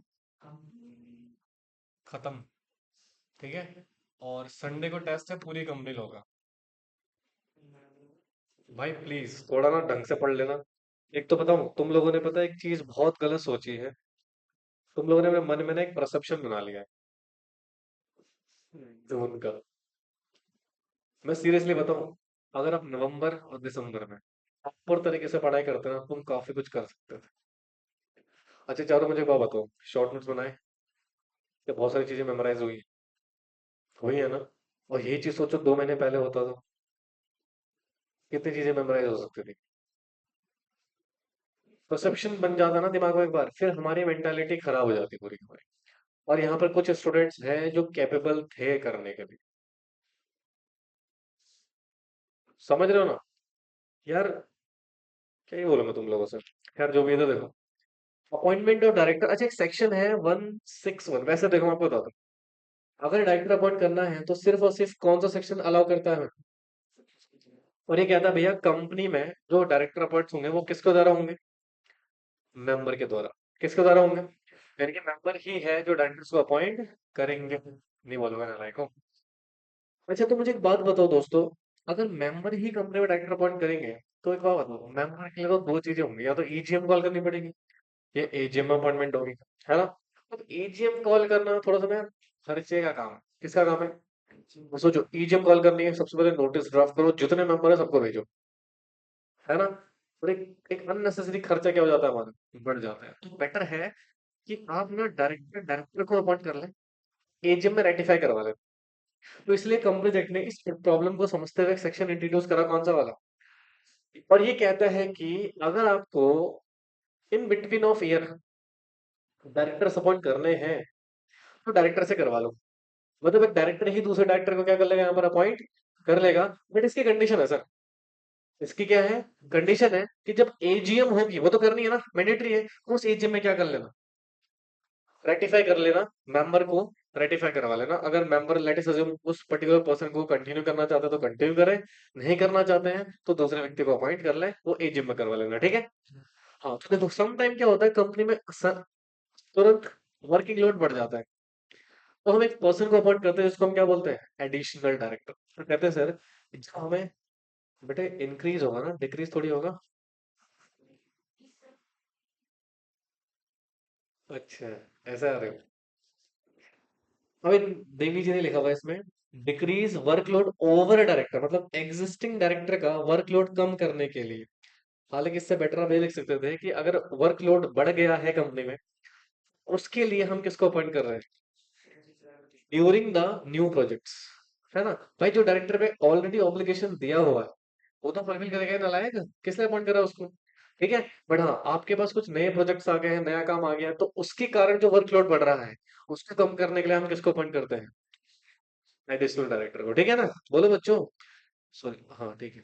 टेन्योर क्या होता है इसका, कहते हैं एनी पर्सन, किसको छोड़ के बेटा, जिसकी अपॉइंटमेंट रिजेक्ट हो गई थी कहाँ पे, यानी कि आपने अप्लाई किया था डायरेक्टर अपॉइंट होने के लिए, 160 में अप्लाई करते हैं बेटा, अभी भी याद नहीं है क्या होता है 160 मोहित, वो तो बहुत पिटने वाला है मेरा तो, बहुत ही ज्यादा, इतना मारूंगा ना डॉक्टर बोलेगा हम सॉरी सर। क्या होता है 160, जल्दी बताओ फटाफट से, टाइम नहीं मेरे पास। चारों, 160 क्या होता है दोस्त, अपॉइंटमेंट और डायरेक्टर, कौन अप्लाई नहीं कर सकता इसमें, रिटायरिंग डायरेक्टर, है ना। रिटायरिंग डायरेक्टर कोई भी पर्सन अप्लाई कर सकता है। मान लो आपने अप्लाई किया था 160 में, ठीक है, और आपने अप्लाई किया और आपकी अपॉइंटमेंट नहीं हो पाई, मतलब मेंबर ने आपको रिजेक्ट कर दिया, क्या कर दिया, और एक रिजेक्ट करा हुआ व्यक्ति को हम एडिशनल डायरेक्टर अपॉइंट नहीं कर सकते। ये तो तुम ये कह रहे हो कि मेंबर ने मना किया, दूसरे रूट से अंदर आ जा, और कंपनी में मना करा था मेंबर ने, मालिक ने मना किया है, डायरेक्टर लोगों ने पीछे के दरवाजे से अंदर, राइट। तो दिस इज नॉट अलाउड, कि अगर आपको मेंबर ने मना कर दिया है, फिर डायरेक्टर कोई नहीं होते आपको अपॉइंट करने वाले। तो इसलिए बेटा वो व्यक्ति एडिशनल डायरेक्टर अपॉइंट नहीं हो सकता। नहीं आया समझ में से? अच्छा अच्छा, होल्ड कर सकते हो ऑफिस कब तक बेटा, एजीएम तक, है, या ड्यू डेट ऑफ एजीएम तक। मान लो एजीएम ही नहीं हुई, तो ड्यू डेट पे इसको निकालना पड़ेगा। अच्छा, एजीएम में इसको रेटिफाई करके कंटिन्यू कर सकते हैं। हाँ जी सर, अगर मेंबर चाहे तो उसको क्या कर सकते हैं, कंटिन्यू कर सकते हैं। नहीं समझ तो आया नहीं सर हमारे। लीगल रिक्वायरमेंट्स क्या है, आर्टिकल्स ऑथराइज होना चाहिए, बोर्ड रेजोल्यूशन पास करोगे, और इंटीमेशन दे दोगे आरओसी को। हाँ, DIR 12 फाइल करके। इंटीमेशन किस चीज की है, अपॉइंटमेंट की, किसके बेटा, उसमें बोर्ड रेजोल्यूशन की कॉपी लगा देना, डायरेक्टर की कंसेंट लगा देना, और डायरेक्टर इंटरेस्टेड नहीं है या फिर इंटरेस्टेड है दूसरी कंपनीज में, उसकी डिक्लेरेशन दे देना। समझे? नहीं आया समझ में? एक होता है ऑल्टरनेट डायरेक्टर। क्या होता है बेटा, तो हमारी कंपनी का एक डायरेक्टर छुट्टी मनाने गया हुआ है। एक डायरेक्टर क्या गया हुआ है, छुट्टी मनाने गया हुआ है मनाली। कहाँ गया है, मनाली, 4 महीने के लिए। पता नहीं क्या कर रहा है मनाली वो 4 महीने तक, ठीक है। तो 4 महीने के लिए मनाली गया हुआ है, और मैं चाहता हूँ किसी एक्स को उसके प्लेस में अपॉइंट करना, कर सकता हूँ, हाँ या ना, ना, क्यों, very good, with in India की तो बात ही नहीं हुई दोस्त। अगर आप बाहर गए हो, कहाँ, फॉरेन विजिट में, मनाली फॉरेन में आता है क्या, कहाँ आता है, विद इन इंडिया, तो उसको तो छुट्टी ही कंसिडर नहीं करेंगे हम। तो पहली बात तो 4 महीने से मनाली में कर क्या रहे, वापस बुलाओ ना लाइक को, ठीक है। अगर कंपनी का कोई बोर्ड ऑफ डायरेक्टर, एनीवन, ठीक है, इंडिया से बाहर गया हुआ है, कहाँ गया हुआ है, कितने टाइम के लिए, 3 महीने से ज्यादा के लिए, उसके प्लेस में हम एक डायरेक्टर अपॉइंट कर सकते हैं जिसको हम क्या बोलते हैं। अच्छा, जो ऑल्टरनेट डायरेक्टर है ना, ये कंपनी का एग्जिस्टिंग डायरेक्टर नहीं होना चाहिए। बोलो, तो फायदा क्या है, अपने उसके प्लेस में अपॉइंट कर रहे हो, कंपनी में तो टोटल डायरेक्टर वही होंगे ना, एक एक पर्सन के ऊपर डबल बर्डन कैसे दे दोगे आप। नॉट होल्ड अदर डायरेक्टरशिप, मतलब किसी और डायरेक्टरशिप को आपने होल्ड ना कर रखा हो, तो ऐसे व्यक्ति को हम ऑल्टरनेट डायरेक्टर बना सकते हैं। समझे। बोलो, कंडीशन क्या है, फॉरेन विजिट पे गया हो ओरिजिनल डायरेक्टर। बोलो बेटा। और दूसरी कंडीशन क्या है, 3 महीने से ज्यादा हो, तो उस केस में आप उसके प्लेस में किसी दूसरे व्यक्ति को हम अपॉइंट कर सकते हैं एज एन ऑल्टरनेटिव डायरेक्टर। अच्छा, इसका टेन्योर कब तक चलेगा भैया, ओरिजिनल डायरेक्टर वापस आ गया तो इसको ऑफिस खाली करना पड़ेगा। तो सर, जो ओरिजिनल डायरेक्टर का टेन्योर है वो, और जिस दिन वो रिटर्न आया, जो भी पहले होगा उस दिन आपको ऑफिस खाली करना पड़ेगा। नहीं समझ में आया सर, नहीं आया। हाँ, देखो, लॉजिकल, अगर वो डायरेक्टर है, 3 महीने के बाद अपॉइंट कर कैसे करोगे आप। जब वो छुट्टी पे जा रहे हैं तो उस टाइम पे उसने बोला होगा ना कि मैं 6 महीने के लिए जा रहा हूँ, तो उस टाइम आप अपॉइंट कर लोगे उसको। समझ में आ रही बात। या फिर वो सडनली बाहर गया हुआ है, ठीक है, और सडनली बाहर गया तो हमें नहीं पता वो कितने टाइम के लिए गया हुआ है। ठीक है, अब जैसे उसको 3 महीने से ज्यादा हो गए, फिर आपको क्या करना पड़ेगा, अपॉइंट करना पड़ेगा। जैसे इसमें दो केस होगा ना, या तो आपको क्लैरिटी होगा, या तो वो क्लैरिटी नहीं है भाई, 3 महीने तक तो वेट करना ही पड़ेगा उसका।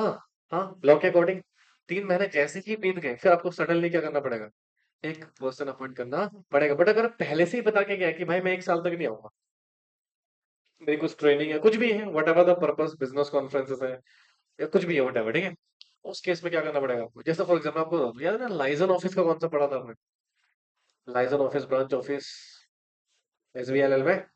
तो याद है ना बेटा, वहां पे आप क्या करते हो, फॉरेन में बिजनेस डेवलप कर रहे होते हैं, या फॉरेन का पर्सन इंडिया में बिजनेस कर रहा होता है।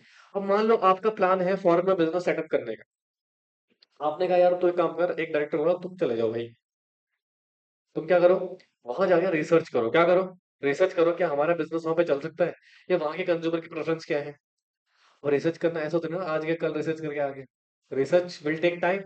मान लो हमने उसको 1 साल 2 साल के लिए भेज दिया, कितने साल के लिए भेज दिया। अब सर यहाँ पे वो डायरेक्टर है, यहाँ पे क्या है वो, अगर आपने सेक्शन 164 पढ़ा होगा तो उसमें एक प्रोविजन है कि अगर कोई भी डायरेक्टर विद लीव या विदाउट लीव 12 महीने तक absent रहता है बोर्ड मीटिंग से, तो डिस्क्वालीफाई हो जाएगा। तुमने कितने साल के लिए भेज दिया उसको, तो मान लो बोर्ड मीटिंग अटेंड ही नहीं कर पा रहा है, तो इस हिसाब से तो भैया वो क्या हो जाएगा, डिस्क्वालीफाई हो जाएगा, है ना। तो इसलिए उसके प्लेस में आप क्या कर देते हो।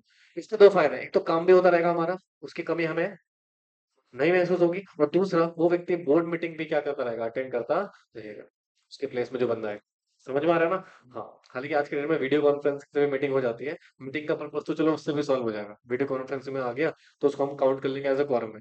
एक बात कह रहा हूँ कि अगर डुअल बेनिफिट्स लेना तो ये रिटायरिंग डायरेक्टर जो है, सॉरी रिटायरिंग बोल रहा हूँ, ऑल्टरनेट डायरेक्टर जो है वो क्या हो सकता है बेटा, काम भी करेगा, मीटिंग भी अटेंड करेगा, और आराम से उसकी हाजिरी लगती रहेगी। बट हाँ, जिस दिन वो वापस आया, उसी दिन आपको अपनी पोस्ट खाली करनी पड़ेगी, ठीक है। लीगल रिक्वायरमेंट क्या है दोस्त, सेम है जो ऊपर पढ़ी थी आपने, ठीक है। लिस्टेड कंपनी में ऑल्टरनेट डायरेक्टर क्या लिखा हुआ है, alternate of ID can't be appoint, अच्छा हाँ सॉरी, आईडी का ऑल्टरनेटिव अपॉइंट नहीं हो सकता, अनलिस्टेड में अपॉइंट हो सकता है, ठीक है। मतलब लिस्टेड कंपनी में इंडिपेंडेंट डायरेक्टर का ऑल्टरनेट डायरेक्टर अपॉइंट नहीं कर सकते हो, बट लिस्टेड में क्या हो सकता है बेटे, सॉरी अनलिस्टेड में क्या हो सकता है, इट कैन बी पॉसिबल। अब आता है सबसेक्शन 3, कौन सा डायरेक्टर बेटा, नॉमिनी डायरेक्टर। कौन होता है दोस्तों नॉमिनी डायरेक्टर। देखिए, एक कंपनी है, ठीक है, उसने लोन लिया है किससे बेटा, फाइनेंशियल इंस्टीट्यूशन से, या गवर्नमेंट ने होल्डिंग कर रखी है किसमें बेटा, कंपनी में। यानी कि दो सिचुएशन है, पहला लोन लिया हुआ है किसी फाइनेंशियल इंस्टीट्यूशन से, दूसरा गवर्नमेंट की होल्डिंग है। अब इसके बोर्ड ऑफ डायरेक्टर में अपॉइंट कर देंगे एक डायरेक्टर, उसको हम क्या बोलेंगे बेटा, नॉमिनी डायरेक्टर। समझ में आया।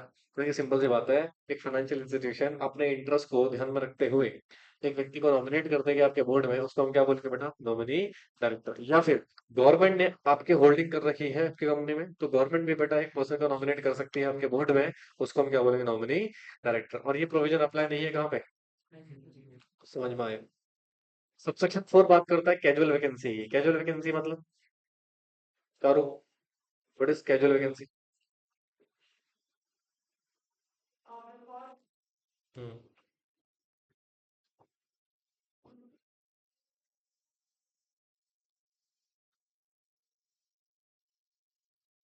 क्या? उसी टाइम लेना अग्रीवन तुरंत। जैसे देखो भाई, आपने अपना टेन्योर कंप्लीट नहीं किया, आपकी वैकेंसी हो गई है, क्या हो गई है? डायरेक्टर अपॉइंट इन कहाँ पे? जनरल मीटिंग में। अगर उसने ऑफिस क्या कर दिया है, वेकेट हो गया बिफोर द ईयर एक्सपायर, ठीक है, जो उसका टेन्योर था उससे पहले ही वो एक्सपायर हो गया। एक्सपायर मतलब उसकी पोस्ट में वो अपॉइंट नहीं है, वैकेंसी क्रिएट हो गई है, तो इसको कैजुअल वैकेंसी बोलेंगे। और इसको कौन फिल कर सकता है बेटा? Board of director. ठीक है, चलिए। अब है एक कॉन्सेप्ट सेक्शन 162 का, किसका बेटा? सेक्शन 162 का, appointment of director voted individually. भाई क्या होता है ना, जैसे मान लो मुझे 5 डायरेक्टर को अपॉइंट करना है। कितने डायरेक्टर को अपॉइंट करना है? 5 डायरेक्टर को। ध्यान से सुनना प्लीज। अब हर डायरेक्टर के लिए एक सिंगल रेजोल्यूशन पास होगा। जो लॉ तो ये कहता है कि हर डायरेक्टर के लिए सेपरेट रेजोल्यूशन पास करना पड़ेगा। तो इसका मतलब मुझे 5 रेजोल्यूशन पास करने पड़ेंगे। मान लो कंपनी को कंफर्म है कि इन 5 को अपॉइंट होना ही होना है। क्या है बेटा? कंपनी को ये कंफर्म है कि 5 को अपॉइंट होना ही होना है। मुझे एक बात बताओ यार, उस केस में बेटर है ना कि 5 रेजोल्यूशन से ज्यादा एक रेजोल्यूशन पास कर, एक ही रेजोल्यूशन में क्या कर दो बेटा, सभी पर्सन को अपॉइंट कर दो। बट लॉ कहता है सर ये कर तो सकते हो, बट उससे पहले काम करना, एक यूनानिमस अप्रूवल ले लेना। क्या ले लेना? जैसे जितने भी पर्सन यहाँ बैठे हुए हैं, मान लो तुम सब डायरेक्टर हो, मुझे एक मिस्टर एक्स को अपॉइंट करना है, वाई को, जेड को, एक्सेट्रा जो भी है, मतलब 5 लोग हैं। तो मैंने तुमसे बोला कि भाई इंडिविजुअल वोटिंग में के थ्रू इनको करना है अपॉइंट, मतलब एक ही रेजोल्यूशन में अपॉइंट कर ले। तुम सबसे परमिशन ले रहा हूँ क्या करने का, कि इन 5 को एक ही रेजोल्यूशन से क्या कर दूं। अच्छा, तुम में से 100% लोगों ने बोला यस, फिर कर सकता हूँ। एक ने भी मना कर दिया, फिर करना पड़ेगा क्या? नहीं सर, फिर आपको इंडिविजुअल वोटिंग के थ्रू अपॉइंटमेंट पॉसिबल नहीं है। फिर आप क्या करोगे? सिंगल सिंगल रेजोल्यूशन पास करोगे। समझ में आया का? श्योर है? लॉक कर दें इसको? हाँ जी। तो ये कह रहा है सिचुएशन देखो, कंपनी अपॉइंट करी 4 डायरेक्टर को, जनरल मीटिंग कॉल कर रहे हैं, राइट, वन रेजोल्यूशन के थ्रू बेटा आप क्या कर रहे हो, सभी को अपॉइंट कर रहे हो। तो 162 कहता है अलाउ हो जाएगा। कंडीशन क्या है बेटा? रेजोल्यूशन जो हो वो 100% लोगों ने क्या बोला हो, हाँ बोल दिया हो, तो उस केस में आप अपॉइंट कर सकते हो। समझे? बाकी ये सेक्शन में ऑलरेडी पढ़ा चुका आपको 152, कि जहाँ पर सभी डायरेक्टर की अपॉइंटमेंट कौन करेगा बेटा? जनरल मीटिंग में, ठीक है। और डायरेक्टर अपॉइंट होने के बाद एक फॉर्म फाइल होता है, कौन सा वाला? यार 12, और उसी को इंटीमेट करते हो आप अपॉइंटमेंट ऑफ डायरेक्टर की, बोलो। अच्छा, कौन सी कंपनी को छोड़ के? और सेक्शन 8 कंपनी को छोड़ के DI 12 फाइल करने की जरूरत आपको नहीं। समझे? बोलो। अच्छा, वैसे तो ये जो सेक्शन है ना, ये हमें पढ़ना चाहिए था किसके साथ? मैंने बोला भी था शायद आपको कि 149 के साथ ही इसको लिखना। चलो कोई बात नहीं। 150 क्या है बेटा? Data appointment of independent director का एक एक बार बताया, मुझे इंडिपेंडेंट डायरेक्टर अपॉइंट करना है। तो इंडिपेंडेंट डायरेक्टर रोड पे चलते हुए बंदे हैं, पकड़ लो आ जाए अपॉइंट करा दो है। भाई इंडिपेंडेंसी ठीक है, बट उसके एक्सपर्टाइज लेवल पे तो होना चाहिए। इसके लिए मेरे पास एक डेटा स्टोर तो हो, जहाँ पे ये लोग अवेलेबल हो, जहाँ पे मैं जाके क्या कर सकूँ, इनको अपॉइंट कर सकूँ। तो कंपनी जेट ने कहा कोई दिक्कत नहीं थी, हम अलाउ कर देते हैं इसको। तो यहाँ पर बेटा एक डेटा बैंक बना हुआ है। क्या बना हुआ है? जहाँ पर इंफॉर्मेशन है उन एलिजिबल पर्सन के बारे में जो क्या बनना चाहते हैं, आईडी बनना चाहते हैं। तो उस डेटा बैंक से जाके आप क्या कर सकते हो बेटा, किसी भी पर्सन को इंडिपेंडेंट डायरेक्टर अपॉइंट कर सकते हो अपनी कंपनी में। बाकी अप्रूवल कौन देगा इसकी, और ये किस पे एप्लीकेबल नहीं है? अच्छा देखो, एक है रूल 6। कौन सा बेटा? अगर मान लो आप आईडी बनना चाहते हो, तो आपको रिक्वायरमेंट कराना पड़ेगा किसमें? डेटा बैंक में, जो कि मिनिस्ट्री ऑफ कॉर्पोरेट अफेयर्स क्या करते हैं बेटा, मेंटेन करती है। ठीक है, बोलो। कोई भी इंडिविजुअल अपॉइंट होना चाहता है कैसे? इंटेंट टू अपॉइंट, यानी कि या तो अपॉइंट हो चुका है, या तो इंटेंट टू क्या है, अपॉइंट होना चाह रहा है। बोलो। या तो आप किसी कंपनी में ऑलरेडी इंडिपेंडेंट डायरेक्टर हो, या तो आप अपॉइंट होना चाहते हो। तो बेटा आपको अप्लाई करना पड़ेगा किस में? IICA वेबसाइट में। कहाँ पे बेटा? IICA वेबसाइट में। क्या फुल फॉर्म है इसकी?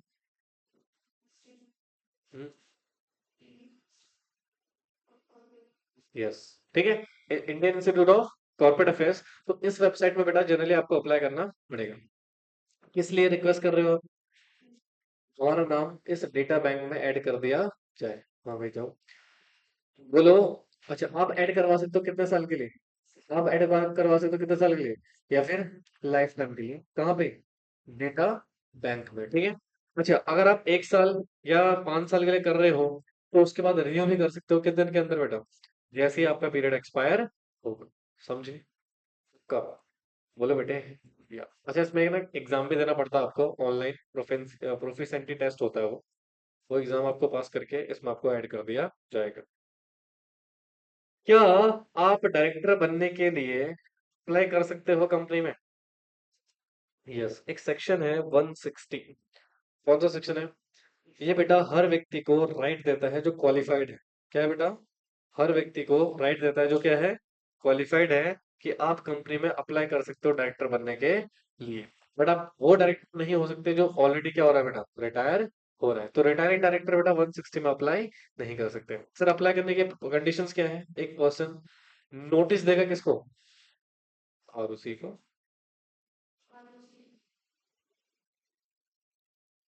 नहीं भाई, कंपनी होगा दोस्त। और उसी कहाँ से आ गया यहाँ पे? मतलब ही नहीं बनता। दिखाना भाई 160 ओपन करना जरा।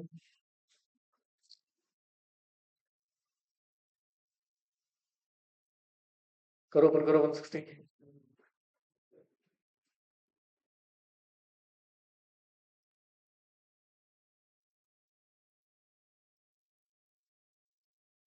और उसी लिखा है।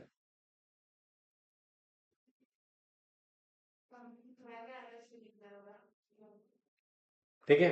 तो ये पर्सन बेटा क्या करेगा, नोटिस देगा कंपनी को कब? 14 डेज बिफोर द मीटिंग। भाई आप जो, जैसे फॉर एग्जांपल एजीएम हो रही है, क्या हो रही है? तो एजीएम हो रही है तो हमें 21 दिन पहले पता लग जाएगा, क्योंकि नोटिस मिल जाता है ना 21 दिन पहले। हाँ, तो आप इस मीटिंग के 14 डेज पहले एक नोटिस दोगे, और उस नोटिस में अपनी एलिजिबिलिटी बताओगे कि मैं कंपनी में डायरेक्टर बनना चाहता हूँ, and this kind of qualification I have. ठीक है। तो जब आप अप्लाई करोगे, साथ के साथ बेटा आपको एक डिपॉजिट करना पड़ेगा अमाउंट। कितना बेटा? 1 लाख रुपए। कितना जमा करना पड़ेगा? 1 लाख रुपए। वो क्या है भाई? नहीं, 1 लाख रुपए या फिर एज में भी प्रेस्क्राइब्ड होगा वो। ठीक है, कोई दूसरी अमाउंट जो प्रेस्क्राइब करेगी है। तो 1 लाख रुपए तक का अमाउंट आपको क्या करना है, जमा करना है एज ए डिपॉजिट। ठीक है। और अगर ये 1 लाख रुपए क्या कंपनी रख लेगी इसको हमेशा के लिए? नहीं, ये रिफंड हो जाएगा आपको। क्या हो जाएगा? दो केस में, या तो आप डायरेक्टर के लिए इलेक्ट हो चुके हो, या कम से कम आपने कितने वोट रिसीव करे हो, 25% या उससे ज्यादा के वोट्स अगर आपको मिले हैं। आप अपॉइंट तो नहीं हुए, बट 25% मिनिमम वोट आपको मिले हैं। तो ये जो आपने जमानत दी थी, डिपॉजिट दिया था, ये आपको वापस मिल जाएगा, वरना आपकी जमानत क्या हो जाएगी, जब्त हो जाएगी। मतलब आपको रिफंड नहीं मिलेगा। जैसे आपने सुना होगा बहुत टाइम इलेक्शन में कुछ नेता खड़े होते हैं, उनको इतने भी वोट नहीं मिलते कि वो अपने डिपॉजिट बचा पाए। वो यही है बेटा, कहते हैं जमानत जब्त हो जाता है। क्या हो जाना? जमानत जब्त जब्त होने का मतलब भैया आपको इतने मिनिमम वोट्स भी नहीं मिले जिससे आपको जो अपने पैसा जमा कर रखा था वो रिफंड हो जाता। समझ गया ना? तो यहाँ पर भी भैया आपको कम से कम नहीं तो, या तो डायरेक्टर बन जाओ, या तो 25% या उससे ज्यादा के वोट क्या कर लो, एक्वायर कर लो। तो भैया आप कंपनी में क्या हो सकते हो, रिफंड के एलिजिबल हो सकते हो, अदरवाइज नहीं। अच्छा, डिपॉजिट रिक्वायरमेंट नहीं अप्लाई होगा, मतलब 1 लाख रुपए जमा करने की जरूरत नहीं है। अगर कौन अपॉइंट हो रहा है, आईडी या डायरेक्टर अपॉइंट हो रहा है किसके रिकमेंडेशन से, एनआरसी कमेटी। एनआरसी मतलब नॉमिनेशन एंड रेमुनरेशन कमेटी ने अगर रिकमेंड किया आपका नाम, तो भैया फिर आपको अप्लाई करने की जरूरत नहीं है 1 लाख रुपए। Are you getting my point? Okay, next point. अब एक और प्रोविजन है, ये प्रपोज हालांकि तुम्हारे सिलेबस में नहीं है दोस्तों, ठीक है, 163 सिलेबस में नहीं है, पर सुन लो ध्यान से। याद है किसी को? प्रोपोर्शनेट रिप्रेजेंटेशन तरीका होता है बेटा डायरेक्टर को अपॉइंट करने का, जिसको हम क्या बोलते हैं, प्रोपोर्शनेट रिप्रेजेंट। देखो इसमें इतना समय नहीं लूंगा मैं, अब सिर्फ इतना समझ लो। प्रोपोर्शनल रिप्रेजेंटेशन में क्या होता है ना, कंपनी क्या कहती है, कुछ स्पेसिफिक कंपनीज है बेटा, ठीक है, अगर वो अडॉप्ट कर रहे हैं कौन सा सेक्शन, ठीक है, किसमें, मतलब उन्होंने आर्टिकल्स ऑफ एसोसिएशन में लिखा हुआ है कि हम किससे अपॉइंट करेंगे डायरेक्टर। तो यहाँ पे आप जो भी टोटल डायरेक्टर अपॉइंट कर रहे हो उसका 2/3 इस मेथड से अपॉइंट करोगे आप। समझ में आ रहा है? यानी कि प्रोपोर्शनल रिप्रेजेंटेशन से आप डायरेक्टर को अपॉइंट करोगे यदि आर्टिकल में आपने लिखा हुआ है कि 163 हम फॉलो करेंगे, मतलब ये मैंडेटरी सेक्शन नहीं है, ये ऑप्शनल है। क्या है? ऑप्शनल है कि आप चाहो इसको अडॉप्ट कर लो, आप चाहो इसको अडॉप्ट मत करो। और आर्टिकल्स में अडॉप्ट कौन करेगा, डायरेक्टर या मेंबर? ऑफ कोर्स मेंबर करेंगे बेटे, डायरेक्टर क्यों करेंगे? ठीक है, समझे? ओके, अब आता है डिस्क्वालिफिकेशन ग्राउंड्स। सेक्शन 164। डिस्क्वालिफिकेशन क्या है भैया? मतलब अगर आप इन ग्राउंड से फंस गए तो आप डायरेक्टर अपॉइंट नहीं हो सकते हो। पहला, अनसाउंड माइंड। क्या बेटा? मतलब एक पर्सन जो मेंटली कैपेबल नहीं है वो डायरेक्टर नहीं बन सकता। दूसरा, अनडिस्चार्ज इंसॉल्वेंट। अगर आप इंसॉल्वेंट हो तो आप क्या नहीं बन सकते, डायरेक्टर नहीं बन सकते। अगर आप एजुडिकेटेड इंसॉल्वेंट हो, क्या डिफरेंस क्या होता है इसमें, अनडिस्चार्ज में और एजुडिकेटेड में?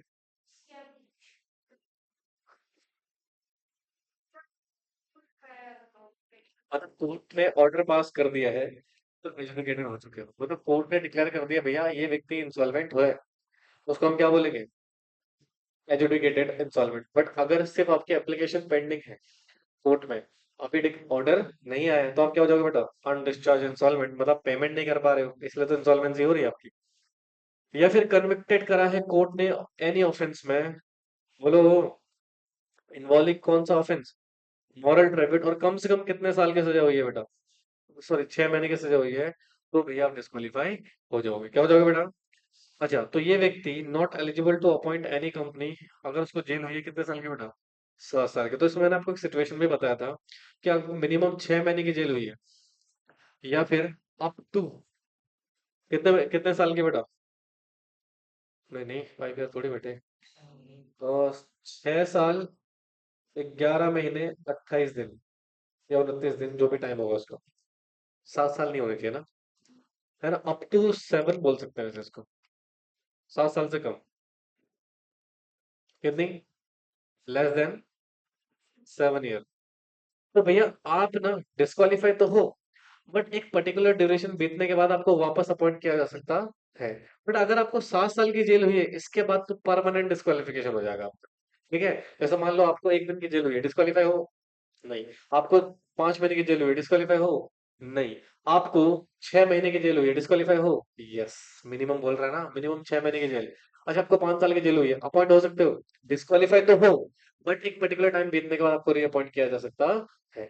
ठीक है, बट अगर 7 साल की जेल हो गई है तो परमानेंट आपको डिस्क्वालीफाई कर दिया जाएगा। ठीक है, अगर आपको डिस्क्वालीफाई करा है किसने बेटा, कोर्ट ने या ट्रिब्यूनल ने? बोलो, आपने कोई भी कॉल पे नहीं करी है बेटा, पिछले 6 महीने, 6 महीने बीत चुके हैं कॉल डिमांड करने से, रिलेटेड पार्टी ट्रांजेक्शन में फंस गए हो, या फिर आपने डिन वगैरह और डायरेक्टरशिप का सेक्शन फॉलो नहीं किया है, तो फिर आप एलिजिबल नहीं हो। समझे? बोलिए। हाँ, नो पर्सन हु इज और has company, has B company director not apply, government company में अप्लाई नहीं है ये, मतलब सुनो, अगर आप किसी कंपनी में हो, उस कंपनी ने कितने साल से financial statement and return file नहीं करी बेटा, 3 साल से, और वो फेल्ड हो गई है क्या करने में, रिपे डिपॉजिट, रिपे इंटरेस्ट, या फिर डिक्लेरेशन ऑफ डिविडेंड, या फिर रिडीम एनी डिवेंचर, कितने साल से, उसमें जितने भी डायरेक्टर्स होंगे सभी क्या हो जाएंगे बेटा, डिस्क्वालीफाई हो जाएंगे, एक्सेप्ट उस सेम कंपनी में, क्योंकि भैया उस कंपनी से भी आपको हटा दिया जाएगा, फिर जवाबदेही किसकी होगी? ठीक है, बाकी सभी कंपनी से आप क्या हो जाओगे, डिस्क्वालीफाई हो जाओ। समझे? पक्का?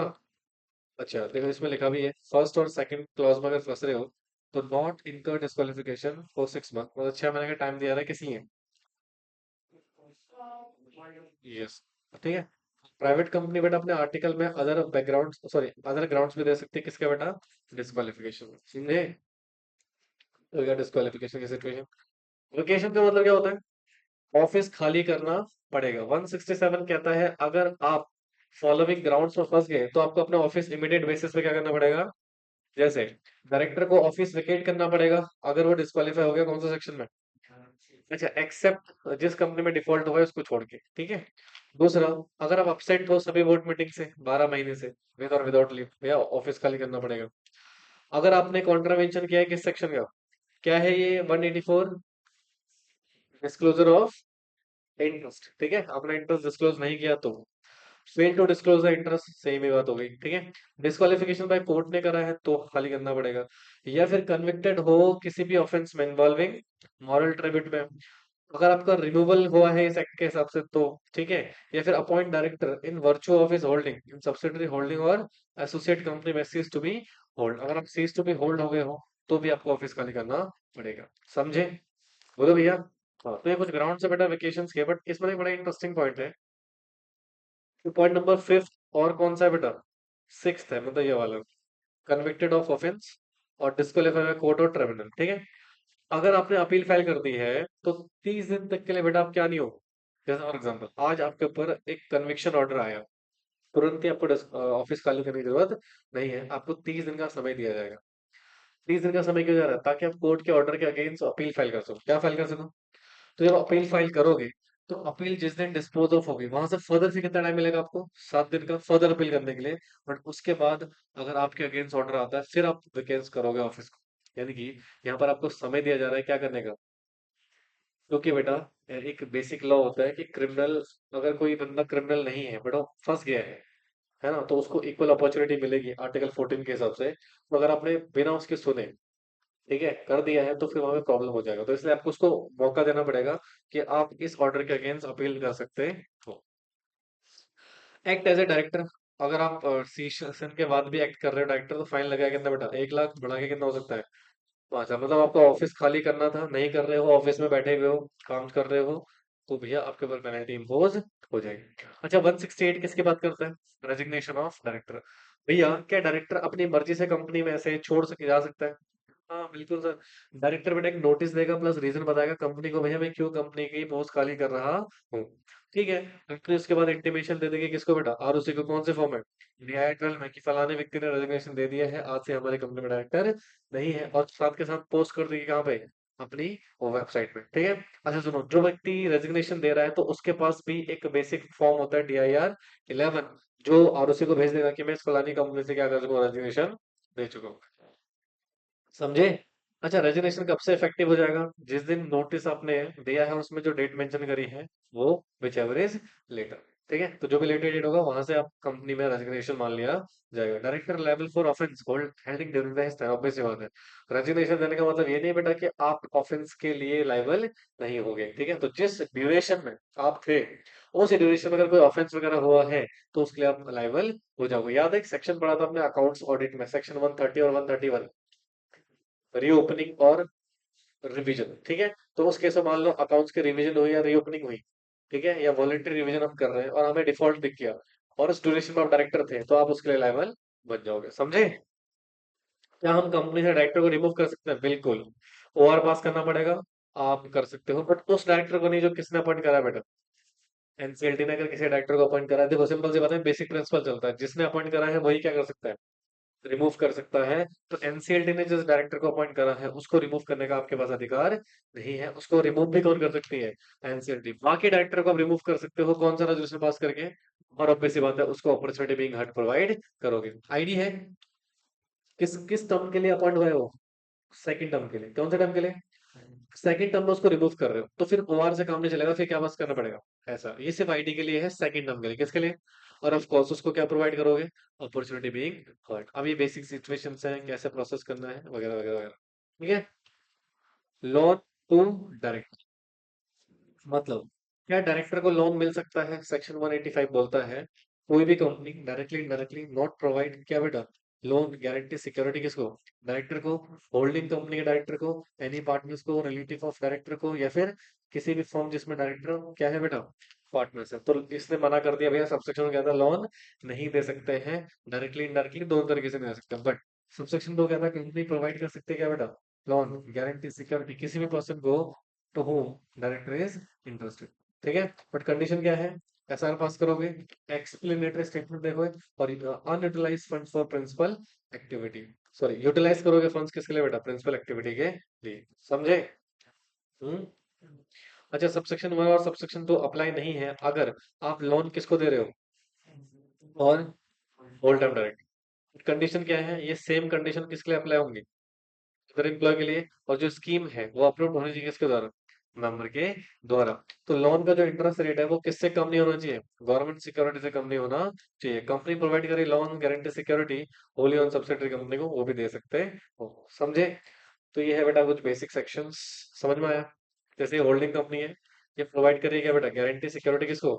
सब्सिडरी कंपनी को, लोन बाय द बैंक और फाइनेंशियल इंस्टीट्यूशन ने। ठीक है, मतलब इसको अगर किसी बैंक और फाइनेंशियल इंस्टीट्यूशन ने लोन दिया है तो आप उसकी गारंटी प्रोवाइड कर रहे हो, तो जो गारंटी दे रहे हो होल्डिंग कंपनी प्रोवाइड कर सकती है। और अगर 185 का कॉन्ट्रावेंशन किया तो फाइन कितना लगेगा? 5 लाख। इसको बढ़ा के कितना कर सकते हैं? अच्छा, डायरेक्टर और अदर पर्सन और ऑफिसर कितने लाख? जो डिफॉल्ट में 5 लाख, बढ़ा के कितना? मेरे को जेल हो सकती है मिनिमम कितने बेटा? अच्छा, अब नेक्स्ट सेक्शन है disclosure of interest. 184 disclosure of interest के बाद, इंटरेस्ट मतलब आप किसी और कंपनी में इंटरेस्टेड पर्सन हो, क्या बेटा? तो आपको अपना इंटरेस्ट कंपनी को डिस्क्लोज करना पड़ेगा। मतलब सभी डायरेक्टर डिस्क्लोज करेंगे अपना इंटरेस्ट कौन से फॉर्म में? MBP 1 में। किसमें बेटा? अपॉइंटमेंट के केस में पहली बोर्ड मीटिंग आफ्टर अपॉइंटमेंट जो आएगी हर साल, पहली बोर्ड मीटिंग जो फाइनेंशियल ईयर के बाद आएगी। और अगर कभी भी चेंज होगा उसके बाद जो बोर्ड मीटिंग, क्या सेम ही है? आईडी जैसा पढ़ा था अभी आपने। हाँ जी। अगर कोई डायरेक्टर इंडिविजुअली या टुगेदरली होल्ड कर रहा है कितना बेटा? 2% या मोर share holding in body corporate में। ठीक है, तो ये इंटरेस्टेड पर्सन कहलाएगा। क्या कहलाएगा? Interested person. तो उसको डिस्क्लोज करना पड़ेगा अपना इंटरेस्ट। डायरेक्टर जो होल्ड कर रहा है पोजीशन, क्या बेटा? पार्टनर, ओनर और मेंबर। किसमें बेटा? किसी फर्म में और अदर एंटिटी में, तो भी ये इंटरेस्टेड होगा। बोलो। हाँ। कहता है interested after contract, company enter कर रही है किसी भी कॉन्ट्रैक्ट में विदाउट डिस्क्लोजर या with interest of director, voidable हो जाएगा। क्या हो जाएगा बेटा? मतलब आपको डिस्क्लोजर देना मैंडेटरी है सर। ठीक है, वायलेशन करोगे तो 1 लाख तक की पेनल्टी आपके ऊपर लगेगी। समझे? ड्यूटीज क्या है डायरेक्टर की? बेसिक ड्यूटीज है, पढ़ लेना इसको। रजिस्टर्ड मेंटेन करना है बेटा किसका? डायरेक्टर का और केएमपीएस का। कौन से सेक्शन में? 170 में। तो कहते हैं एवरी कंपनी मेंटेन करेगी क्या बेटा? रजिस्टर किसका? डायरेक्टर का और केएमपीएस का पर्टिकुलर्स, और साथ के साथ बताएगी इसमें क्या इन्होंने कितने शेयर होल्ड करे हुए हैं। ठीक है, और ये रजिस्टर कहाँ मेंटेन होगा? आरओ मतलब रजिस्टर्ड ऑफिस में। और जो रिटर्न है फाइल करनी पड़ेगी आरओसी को, कौन से में? ठीक है, इन प्लेस ऑफ 60 डेज। अच्छा, ये 30 डेज का टाइम जो है वो रिप्लेस हो जाएगा 60 डेज में। किस केस में बेटा? IFSC private company. और ये सेक्शन कौन सी कंपनी में एप्लीकेबल नहीं है? गवर्नमेंट कंपनी में। अच्छा, जो डायरेक्टर के डॉक्यूमेंट्स यहाँ पर आपने क्या रखे हैं बेटा? रजिस्टर्ड मेंटेन करे हुए हैं। क्या मेंबर के पास इसको इंस्पेक्ट करने का अधिकार है? यस, सेक्शन 117 बोलता है कि जो मेंबर्स है वो क्या कर सकते हैं बेटा? इस रजिस्टर्ड को इंस्पेक्ट कर सकते हैं। तो रजिस्टर ओपन रहेगा during business hour. Member right to take copy भी ले सकते हैं रिक्वेस्ट करके। अच्छा, ये एजीएम में भी इसको आप क्या रखोगे? ओपन रखोगे इंस्पेक्शन के लिए। Inspection refuse during the business hour, copies can not be send. तो रजिस्ट्रार एप्लीकेशन फाइल कर सकता है, इंस्पेक्शन का ऑर्डर हो सकता है यहाँ पे, और आप आरओसी के ऑर्डर पे फिर कॉपी को क्या करोगे? फॉरवर्ड करो। समझे? तो ये हो गया हमारा first part of the chapter. I hope so आपको समझ में आया हो।